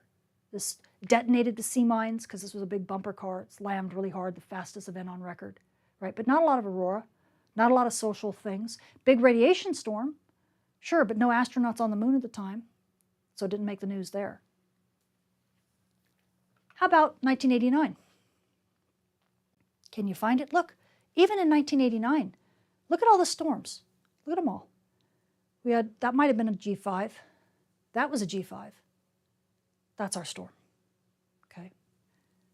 Not a Carrington-Class event, but nonetheless, pretty slam on, right? Got a little bit of a G4 in here, and then you got a little extra, but enough for geomagnetic induced currents to really hit you hard, so you know there was a big geomagnetic storm here, okay? And how about 2003?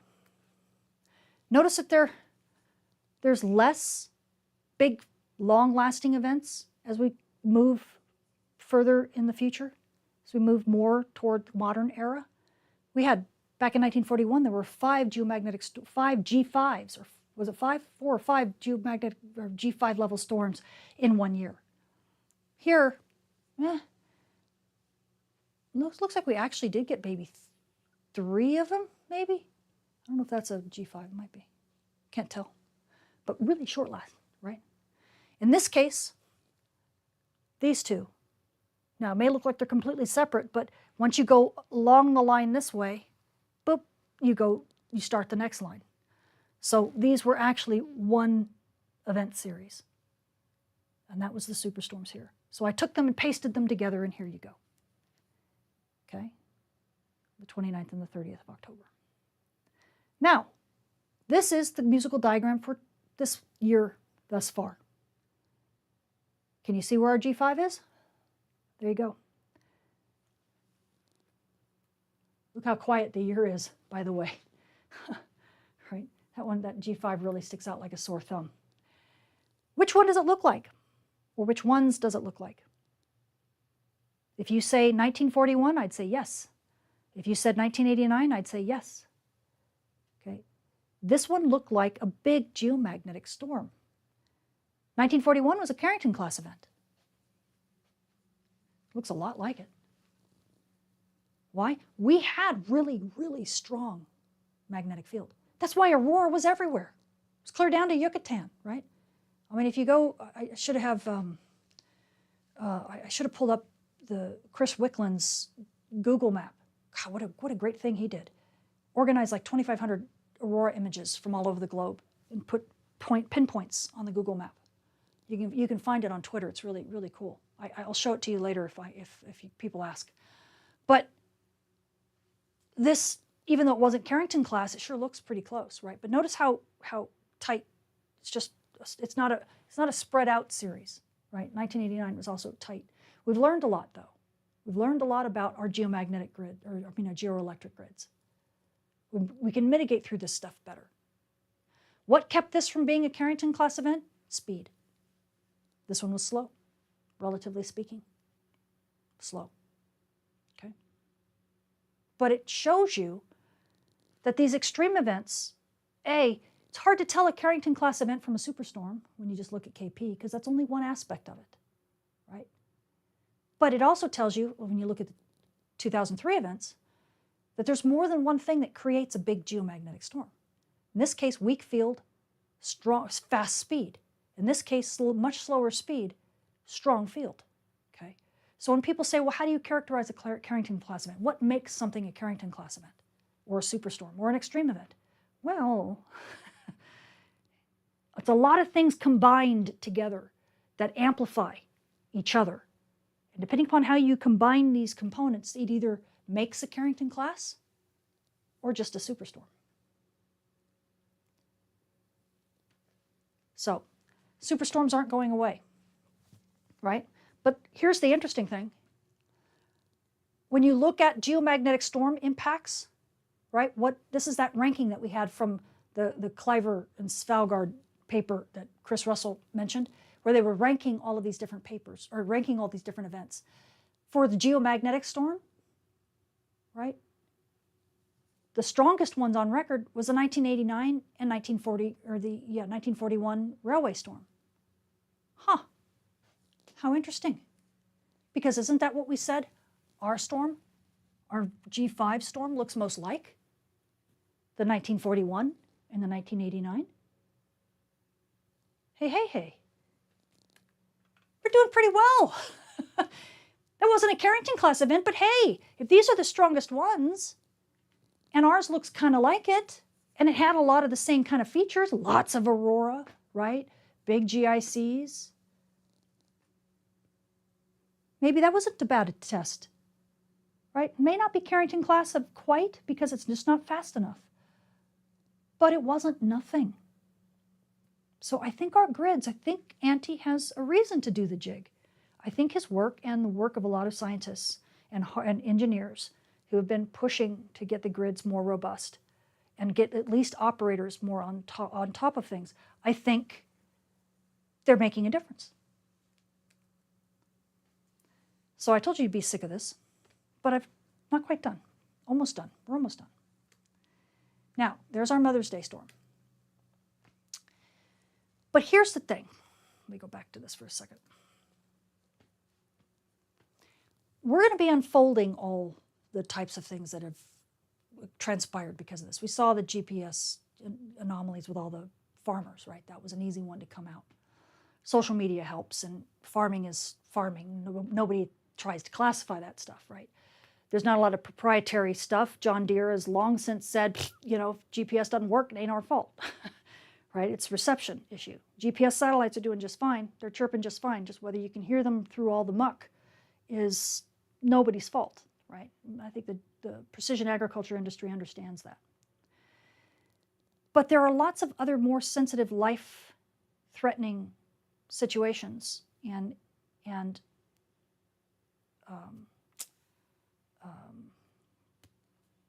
I can't think of the word, not communities, but industries, thank you.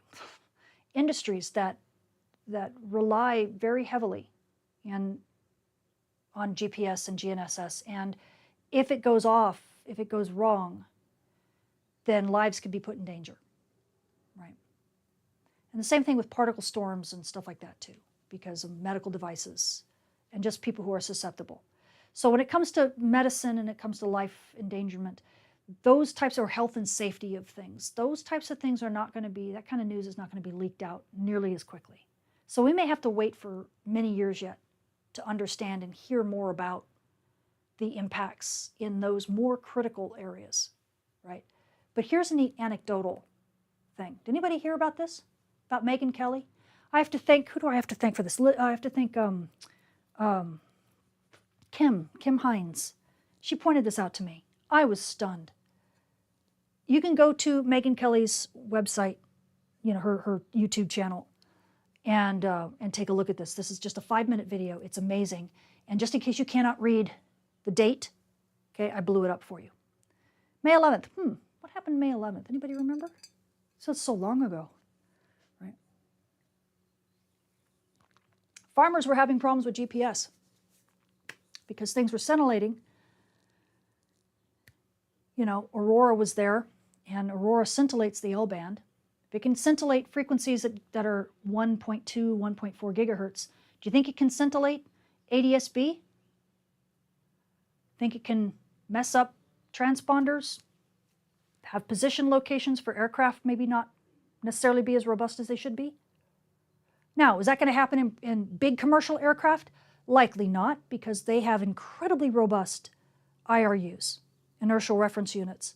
These are $1 million boxes that are made with like fiber optic gyroscopes and ring laser gyros. And I know because I worked on them when I worked at Northrop Grumman, which used to be Lytton in the Navigation Systems Division. I know about this stuff. I worked on these devices. incredibly expensive, incredibly highly accurate, so that if GPS turned off, these systems would still know where they are to a very high accuracy and high precision for hours. Okay. So yeah, they like the GPS corrections, but if they don't get them, they're not suddenly hundreds of miles off course. But what about the smaller planes?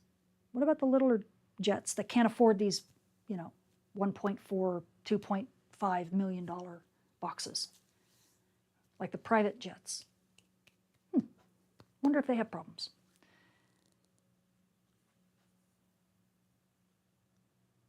I'll see if I can play this. Let's do this. I should have put a link to it. I didn't. I just pulled it up here.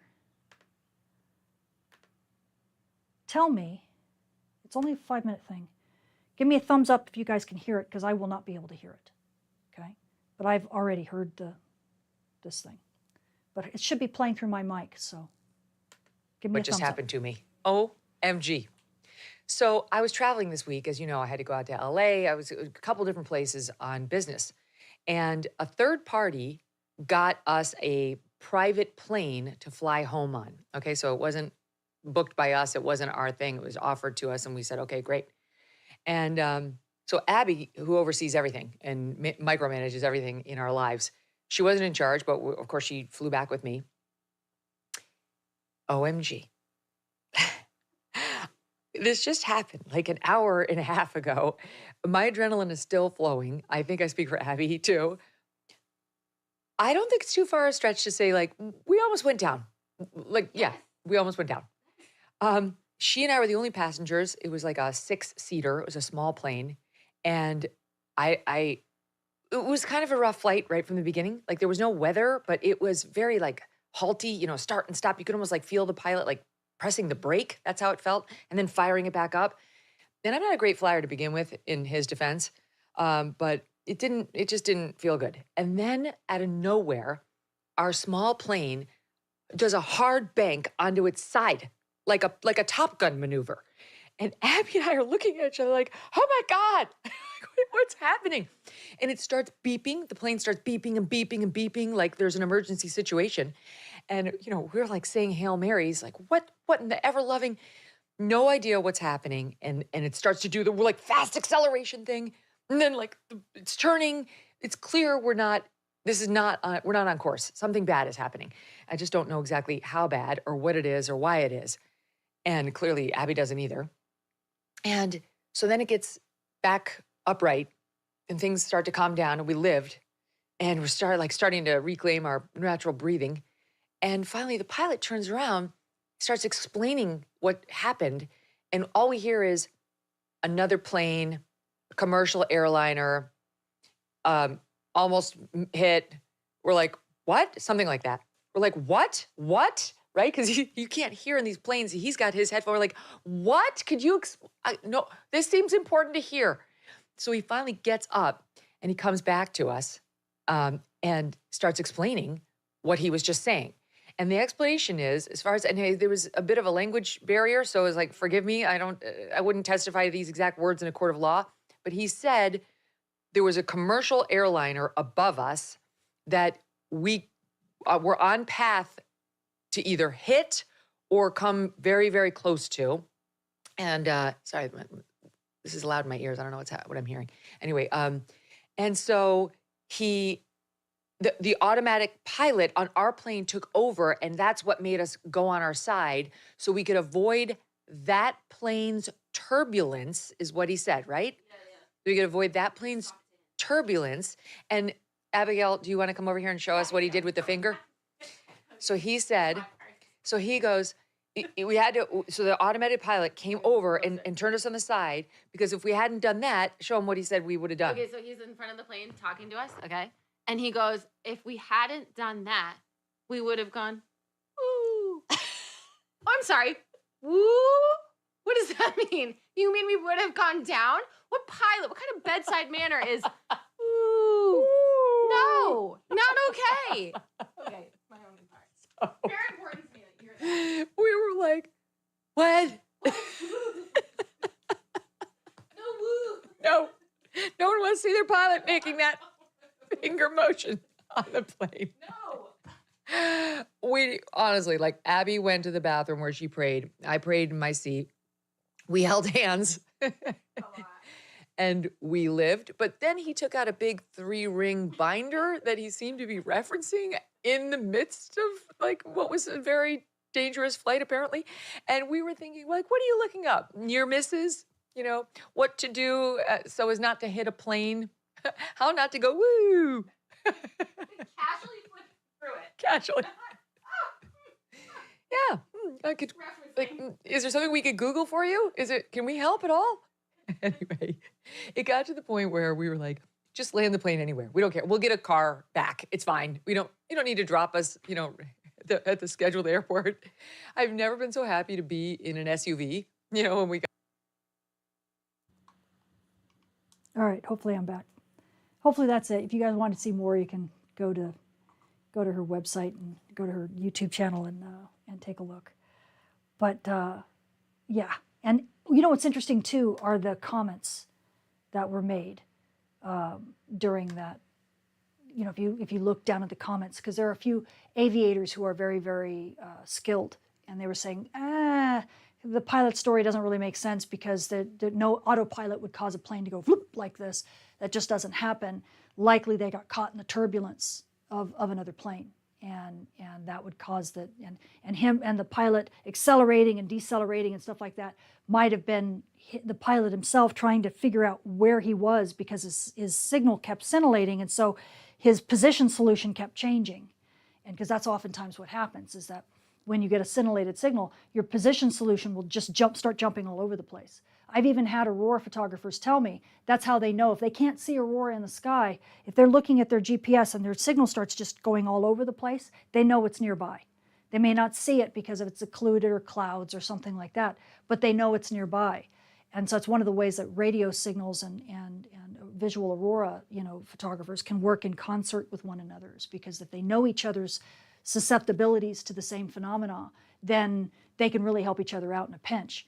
But in this case, this is very potentially a life-threatening, well, obviously it is a life-threatening situation, and not necessarily because the commercial planes were off their expected location, but rather because the small planes just don't have the ability to mitigate through and perform through these types of problems. And just as Megan said, there wasn't any weather. There was no, everything looked fine. And so she had no idea what was really going on. This was happening at the same time that those farmers were not able to plant anything because their GPS was useless. So all those ADS-B transponders that we talked about that have to double dip, they have to get up and get a GPS signal, and then they got to come back down to the plane, and then they got to go back up to air traffic control, to get the signal to the ADS-B output so that it goes to air traffic control. Think that they're susceptible? You better believe it. You better believe it. And if pilots aren't trained and aren't familiar, then we might find a lot more of these anecdotal reports coming out slowly but surely. And I bet you to this day, Megan still doesn't realize what impacted her was very much likely that G5 storm we had. Okay. So if anybody's friends with Megan, go ahead and give her the heads up. Let her know, because I'm sure she would love to have answers. Anyway, but that in itself, and hopefully nobody knew this. Hopefully this is new news to people. Okay, stories like this, more stories like this will come out over time. And again, a big thank you to Kim Hines for finding this and having the wherewithal to say, G5, GPS, ADS-B, aha, Houston, I think we have a problem, right? So keep your eyes out for that kind of stuff, because that's going to happen. And this also brings up a bigger question when it comes to ADS-B, when it comes to GPS, when it comes to navigation position solutions, with these big geomagnetic storms, right? When we go back to our topic here, our nice timeline. Because what about the aviation industry? What has changed so much? Not just for big commercial flights, but the advent of the one emerging industry that I'm petrified of, drones, right? I'm very concerned about drones. I don't mind self-driving cars, they have LiDAR. Drones can't map the sky. You can use LiDAR to range find for the ground, but you can't map the sky, right? There are areas where it's very difficult to find a secondary system that will help you out. And flying is one of them when things go wonky. So let's take a look at drones for a second. This will be my last part of this topic, but hopefully this will help get you to understand where some of our susceptibilities are. We already saw how GPS farming was impacted, but what about other industries that have grown up on GPS, just like precision agriculture, but are far more life-threatening, not just having an economic and a financial impact, but now a life-threatening one. Think about drones. The very first drone was created in 1935. Okay, it was the inception of the term drone. You can look more of this up. I can talk more about it in detail, but right now I just want to kind of get a feel for the timeline, right? Look, right after the birth of radio astronomy in 1935, the whole concept of having a drone. How interesting. 1938, the first successful model radio-controlled airplane. You may not think that that's a drone, but it is, really, on the rise of a large solar cycle, right? Before even the birth of solar radio astronomy. Now let's advance to where we start having GPS-enabled drones, right? Because this stuff is fine, line of sight. Nobody cared. I mean, that's the only way you could fly stuff for many, many years until we had navigation system solutions. Now you can fly a drone kind of in a sense by instrument flight rules. You don't even have to see it. It doesn't have to be, line of sight where you can actually see the thing. You can fly things completely by instrument, which is really what it is, right? 1996, the famous Predator US drone was introduced. Look how many cycles. We went past the peak of all that radio burst stuff, right?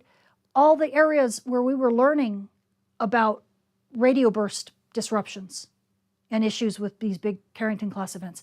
We don't have anything until the minimum of solar cycle 22. We had one more cycle that was reasonably large, but it didn't even have a Carrington-Class event that hit Earth, right? Not in this cycle. We were already past the Carrington-Class era. Then what? DJI, remember that? Founded in 2006 for the first commercial drone permit given to by the FAA.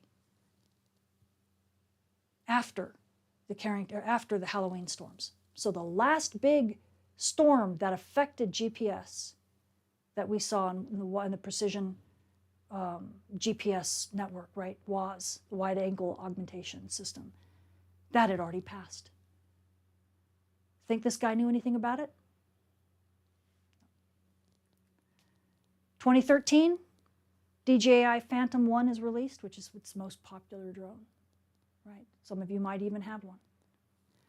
And in the same year, drones are being considered as a delivery method for Amazon Air. 2013, folks. Do you remember this cycle? Didn't I tell you there wasn't even a single G5? Do you remember cycle 17 that had the playoff storm? I showed you the Bartels music diagrams for this cycle, right? Remember there were like 4 G5s in 1 year in 1941. This entire cycle had no G5s, not a one. And this is when Amazon Air is deciding to rely solely on GPS to fly unpiloted drones, dropping packages in backyards and on porches. 2016, autonomous passenger drone, car. Yes, you heard me right. Car. China. Did you guys know that China's flying humans around in drones?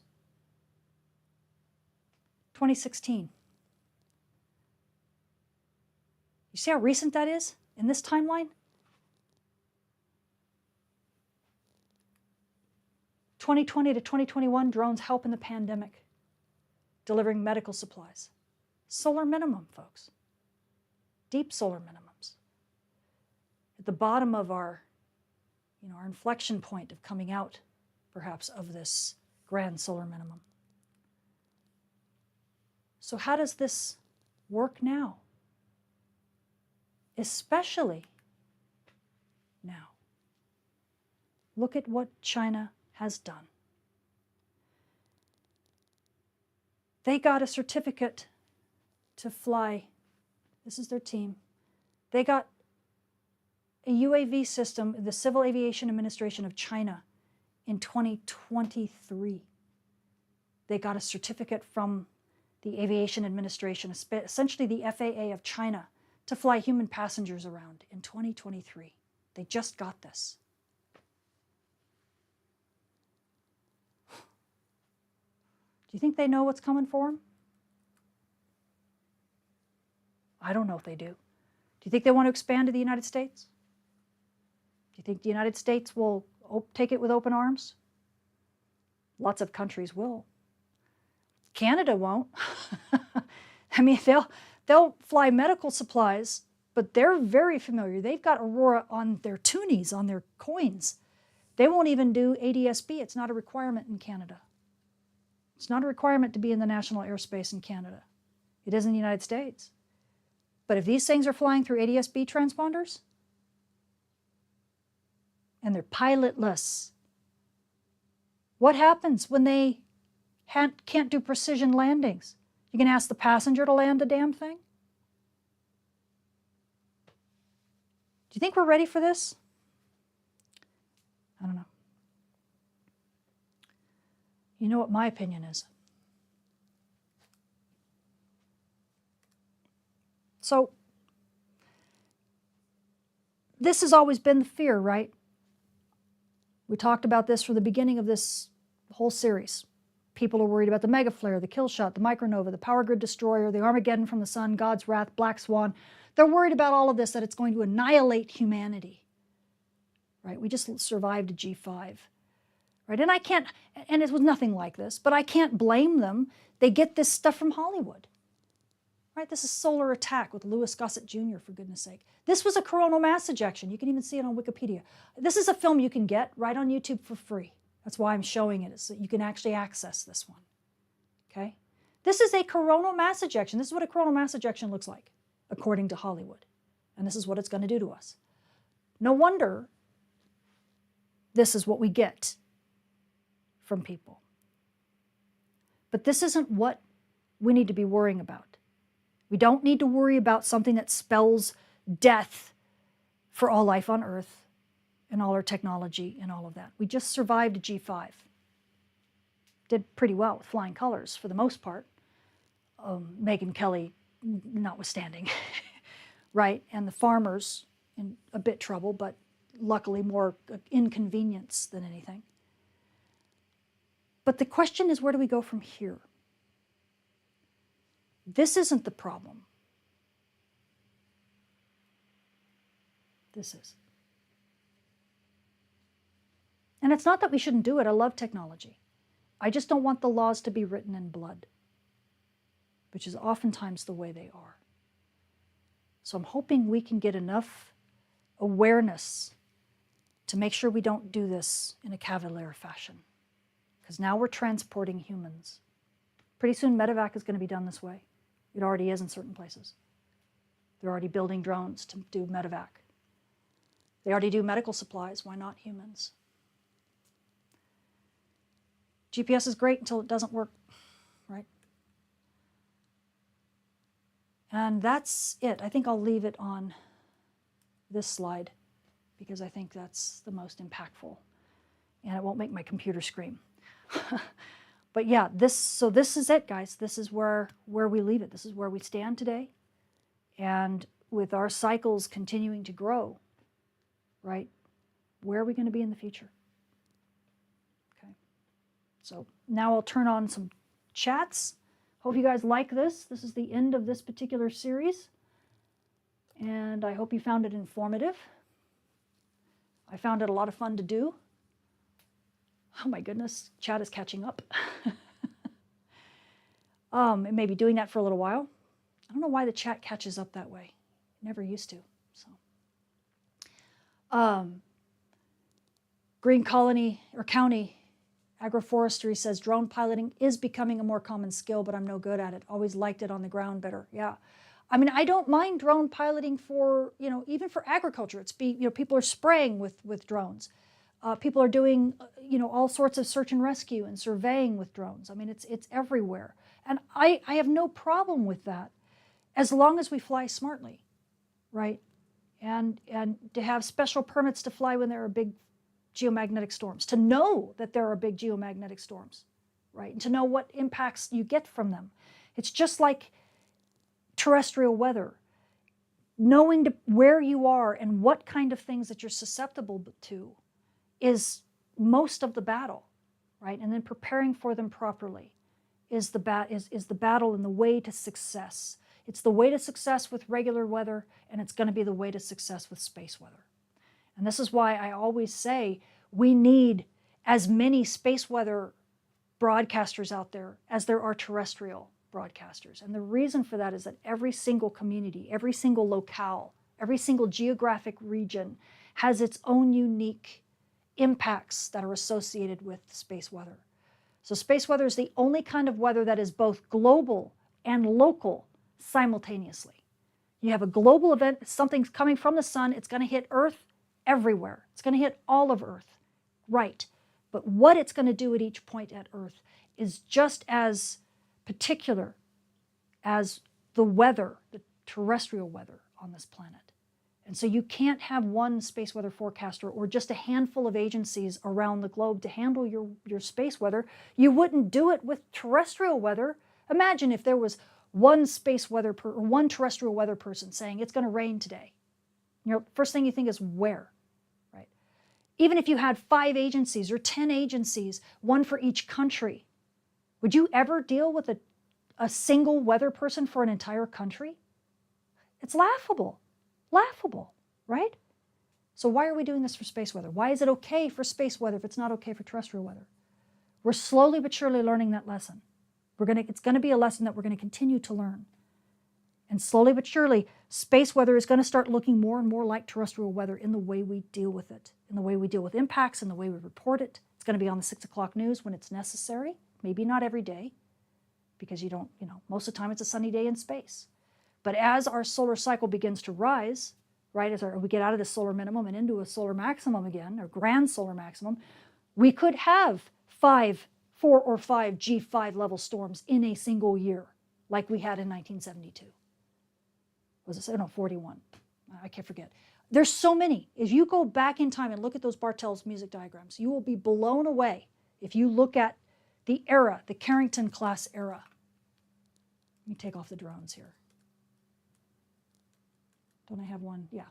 If you look at the Carrington-Class era of storms, and you look at the solar cycles, and you look at the type of geomagnetic storms we had all during this period, there were so many of them. We need terrestrial-like forecasters for space weather if we're going to get back to this. We won't have a choice. Not if we're flying drones with humans in them. Not if we're doing precision agriculture to the degree we want to. Okay? This era is ending.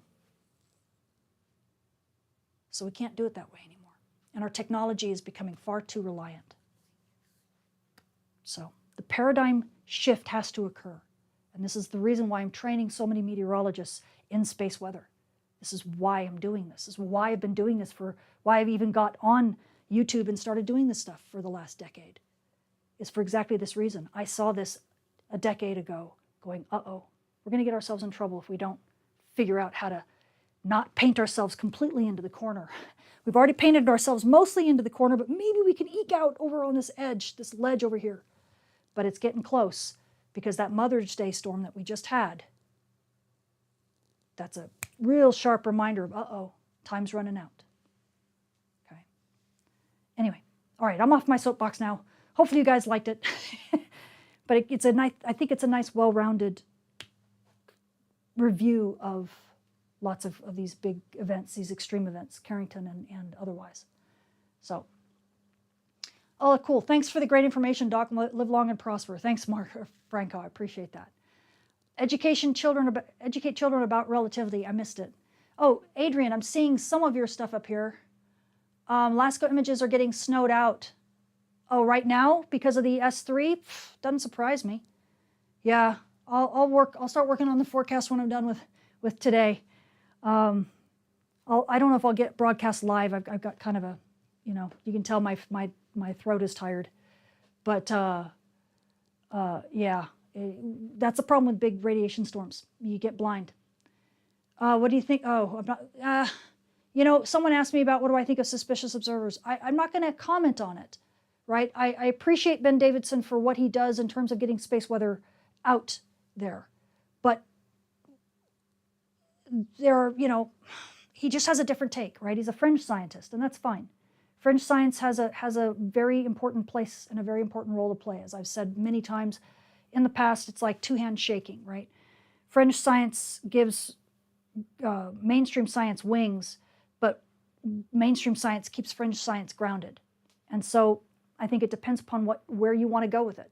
If you want to go to you know, micronova and alien babies and galactic current sheet, you know, we're all going to die and fearmonger stuff, then, you know, okay, go ahead and worry about that stuff and get gamma ray bursts. I'd rather worry about things that I know I can fix, right? And things that make more sense. Galactic current sheet is just silly because we pass through a much stronger current sheet basically every 2 weeks. I've talked about the heliospheric current sheet. We pass through it. It's much stronger than the galactic current sheet. Nothing's going to happen. You know, the interesting thing is how the sun couples to the intergalactic arena. And there's some stuff to be learned about that. It might even affect our solar dynamo. But we see it every 11 years. It flips. And so passing through the current sheet makes no sense to me. So we're just passing from one quadrant to the next magnetically. But we do that every 11 years and nothing dies. So, and then our Earth passes through the heliospheric current sheet and does it even more often, every 2 weeks. So why this one event is going to be so cataclysmic when we actually are reversing magnetic field orientations all the time? It just, and the galactic current sheet is so much weaker than anything that we deal with in our own solar system. It just, I don't see the physics there. I just don't. I see a lot of fear mongering, but not physics. So, okay. Yeah, well, I'm not even going to, Ray Dreamer, I see your comments about DEI. I'm not even going to get into it, sadly. Let's see, loved it, but I need to go back and look at older videos to totally understand. Yeah, again, this is an advanced class, but hopefully you got the gist of it. You may not know the details of all the big Carrington-Class storms, which you can take the other courses. They're big, long courses just like this, but you learn at your leisure. And even without the details, you still get hopefully a real good understanding of a good synoptic view of these events in context, especially as we move into the modern age, right? Where our technology is shrinking and shrinking and getting more susceptible. And it's crazy how quickly we just can't keep up with it as a field. We're not that big a field yet. And so we don't have that much money yet, but that's going to change. It's changing even as we speak. So people are recognizing that we just can't ignore space weather anymore. It's the one kind of weather that we've been able to ignore for many years because we didn't have the infrastructure and the technology that got bothered by it. But now we do, and it's going to bite us if we're not careful. It already is biting us. It just hasn't bitten us horribly yet. We've been very, very lucky. Very, very lucky. Okay. You're welcome, Tom. I see I answered your question. Good. I don't know what question I answered, but good.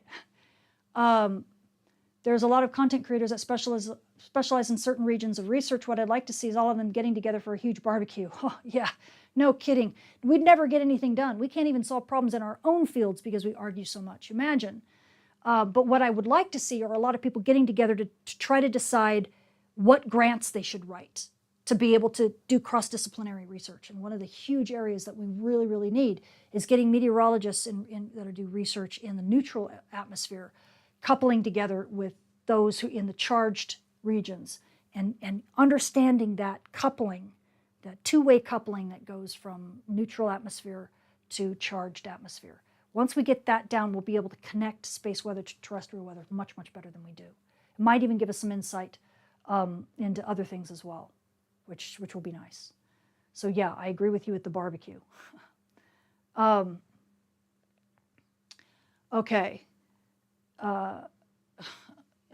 Okay, enough. Okay, let's see. A reminder to everyone: playlist of all mini courses. Thank you, Jerry. I appreciate that. Yes, so you can see which mini courses are there and what to use for what to to look for in this series. And in this series, I quoted a lot of others, like the E series, for E means Earth, meaning ground effects. I quoted the C series, which is coronal mass ejections. I also quoted, what else did I quote? Oh, I did the radio bursts, so that's the solar flare series, probably the F series, because it's solar flares and radio bursts. So we used quite a bit of phenomenology understanding to help supplement this, okay? So it's, there's a lot to know in space weather, and it's not learned necessarily overnight. Okay, can't we debate anymore? So much to challenge, don't you think? Yeah, there's lots to debate, but we have to actually debate in a logical manner, and everybody needs to listen to each other. And you can't just say, oh, I don't believe you because your stuff isn't scary enough. I don't believe you because you're a mainstream scientist, so you suck. I mean, that's not debating. You have to be able to take the punches, because not personal punches to the logic and reasoning of the work that's being done. Right? That's the one thing, is that in science, people can get nasty all the time, but for the most part, they try to keep it from being personal. Right? They try to get it so that you're talking about the physics. That's always put first. And as long as you can do that, then open debate will remain. But as soon as people begin to shut it down, simply because they feel like it, that's kind of that's when I get turned off. And that's when I go, okay, I'm not even going to go there, because it just doesn't help. And I've been, I get assaulted all the time because I don't go with the emotional flow of things. You can't in science. You fearmonger too easily if you do. So, a 15-minute space weather for today on Weather Channel would be great. Yeah, wouldn't it? It would be wonderful. I did manage to get on the Weather Channel and what was it, Fox Weather, as well as Weather Nation, for the G5 that we had, which was really nice. So they are waking up, and some of them are doing space weather on their own, which is great. And that's the whole point. That's really the whole point of it, is to train people to do it, because there aren't enough of us. Steffi, you say, the folks in my small orbit are very grateful that I've learned so much from you. Oh, thank you, because I'm able to explain some things to them. Absolutely. That's exactly perfect. This is why I teach. So you go out and you're able to explain things to other people and get them, to understand more. And also to get them to not worry about the tinfoil hat stuff, and not it's not as bad as some people like to make you think it is. Ron says, it's very nice you did this. It really helps to clear up some things and put the truth out there. Thank you. You're very welcome, Ron. Yes, I am trying to demystify, if you haven't figured that out yet. I'm trying to demystify Carrington-Class events, get you to understand that we have them a lot more often than people want to believe, and that they're really hard to classify, right? What makes an extreme event in one case, may or may not classify a similar event as a Carrington-Class event if it's missing certain elements. But nonetheless, they can still be incredibly impactful, including the 2006 and the 2015 event. They weren't even close to a Carrington-Class event, and yet with our modern technologies, even those little events impacted us quite dramatically.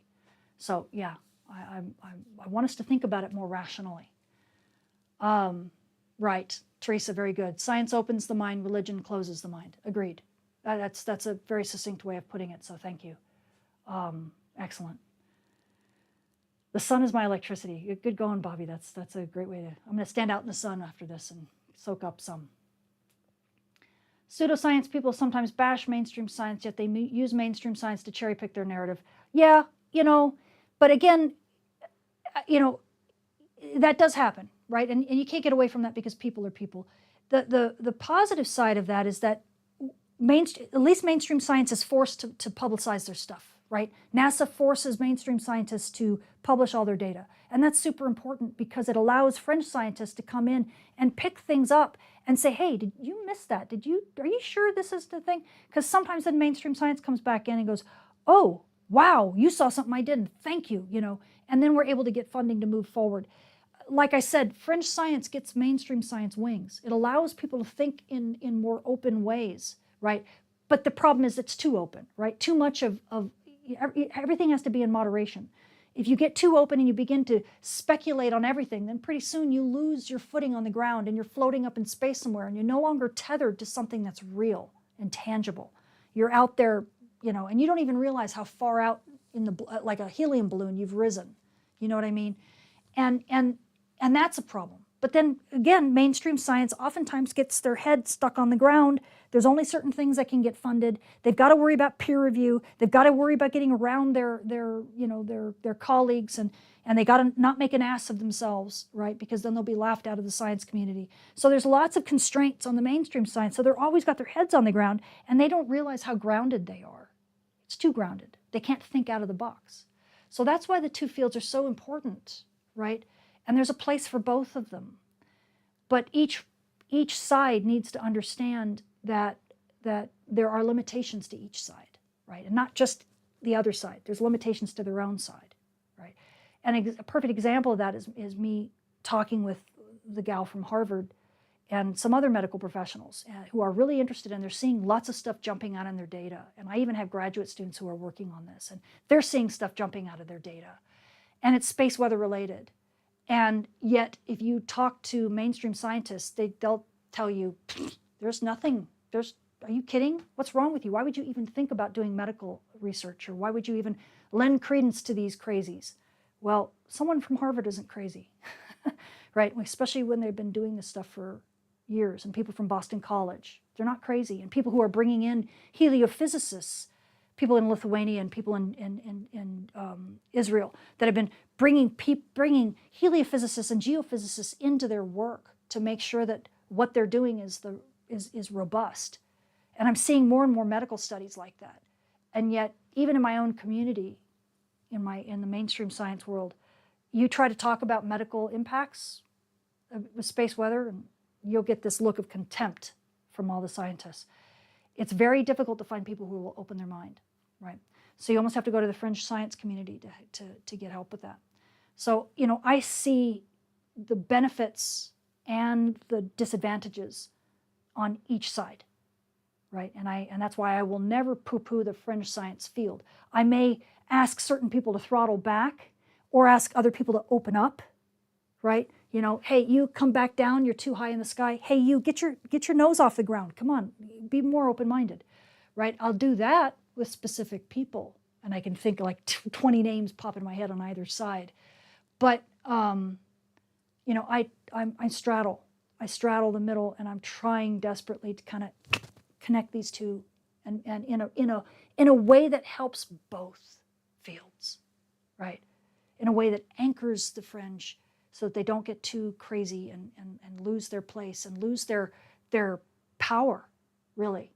Because that's what they could do. They could lose their power because people stop looking their way for innovation. And then the mainstream scientists can become so calcified that they stunt their growth.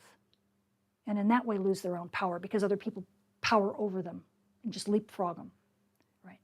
So those are the things that I see in these fields. It's not a competition. The two fields have very different problems and very different solutions for those problems. But either way, space weather benefits. So you will always see me very, very pro both fields. Okay, I've said enough on that. Okay, where can I read this stuff? Oh, Teresa, I hope that you're talking to somebody else, because I have no idea. If you're talking about what I'm talking about, there is no place to read this stuff. I do this stuff just on whatever Patreon folks want me to do, and whatever comes out of my head. So these are the things. This is how it comes. The ostrich effect. Yes, exactly. Yeah. Okay. Are we going to respect Sir Isaac Newton's chair? Okay. Yeah, there's not a lot of math. This is all conceptual physics, so you don't have to worry about math equations or anything like that. That's one of the nice things about doing things in a conceptual arena. You get understanding, but you don't have to become a researcher in it yourself. Okay, guys. Oh, Matthew, are you saying this about me? Getting famous quick, fun to watch you grow and restore my sanity over and over again. Oh, thank you, Matthew. That's so kind. I appreciate that. Yeah, There's a documentary that just came out, Jay Baruchel's documentary, and it's I wish it were available in the United States because it's kind of a neat one. It's about we're all going to die, even Jay Baruchel. So of course it's this documentary about Armageddon stuff, right? You know, and Carrington-Class events. But it's neat because at the end, Jay allows me to have the last word, which is really kind of nice. And I'm talking about Carl Sagan and about certain aspects of what space weather awareness really means if we stop fear-mongering and we stop worrying about just events that are so cataclysmic that we just shut down, but rather see some of these smaller events and make space weather part of our world. It gives us an ownership of it and puts us back into the center of our own universe, right? Where Carl had a tendency to kind of make us feel very insignificant. And it was awe-inspiring, no doubt. But it made us feel like there's nothing we can do. Well, yeah, there is. When it comes to space weather, yes, there is. And so it was kind of nice that Jay kind of gave me a little bit of that at the end to be able to say a few things regarding that. Yeah, and so there's more to come with that. I'll be talking about it more later. But it's neat if you get a chance to see the episode. It's episode 2 in the second season. It's called Scary Space Bleep. If you know Jay's sense of humor, you'd understand. Anyway. Okay, guys. Yeah, I definitely need to close things down. And I appreciate everybody being here. Hopefully you had as fun with this particular final episode as I did. It was a lot of fun to put together. And thank you, Bobby. I believe you were honest. I appreciate that. I try to be genuine. Absolutely. Okay, waiting to hear you on HF. I know, Infodog. I'll get there, I promise. Okay, guys, have a great one. And I will check on Patreon. I will also step into the office hours chat room. If you guys have questions, you can place them there. You can also put them on comments. And remember, I am holding office hours now every Friday for at least a few more weeks. And we'll see. So come visit me, because last time this past Friday, I was actually in video. I actually was in our VIP room for a bit. So you could ask me questions there. So anybody who's thinking about this, who's a mini course patron or above, if you have questions, this is not the only chance to see me now. Now you can actually talk to me one-on-one in person, okay, on Fridays. All right. Take care, guys, and see you soon.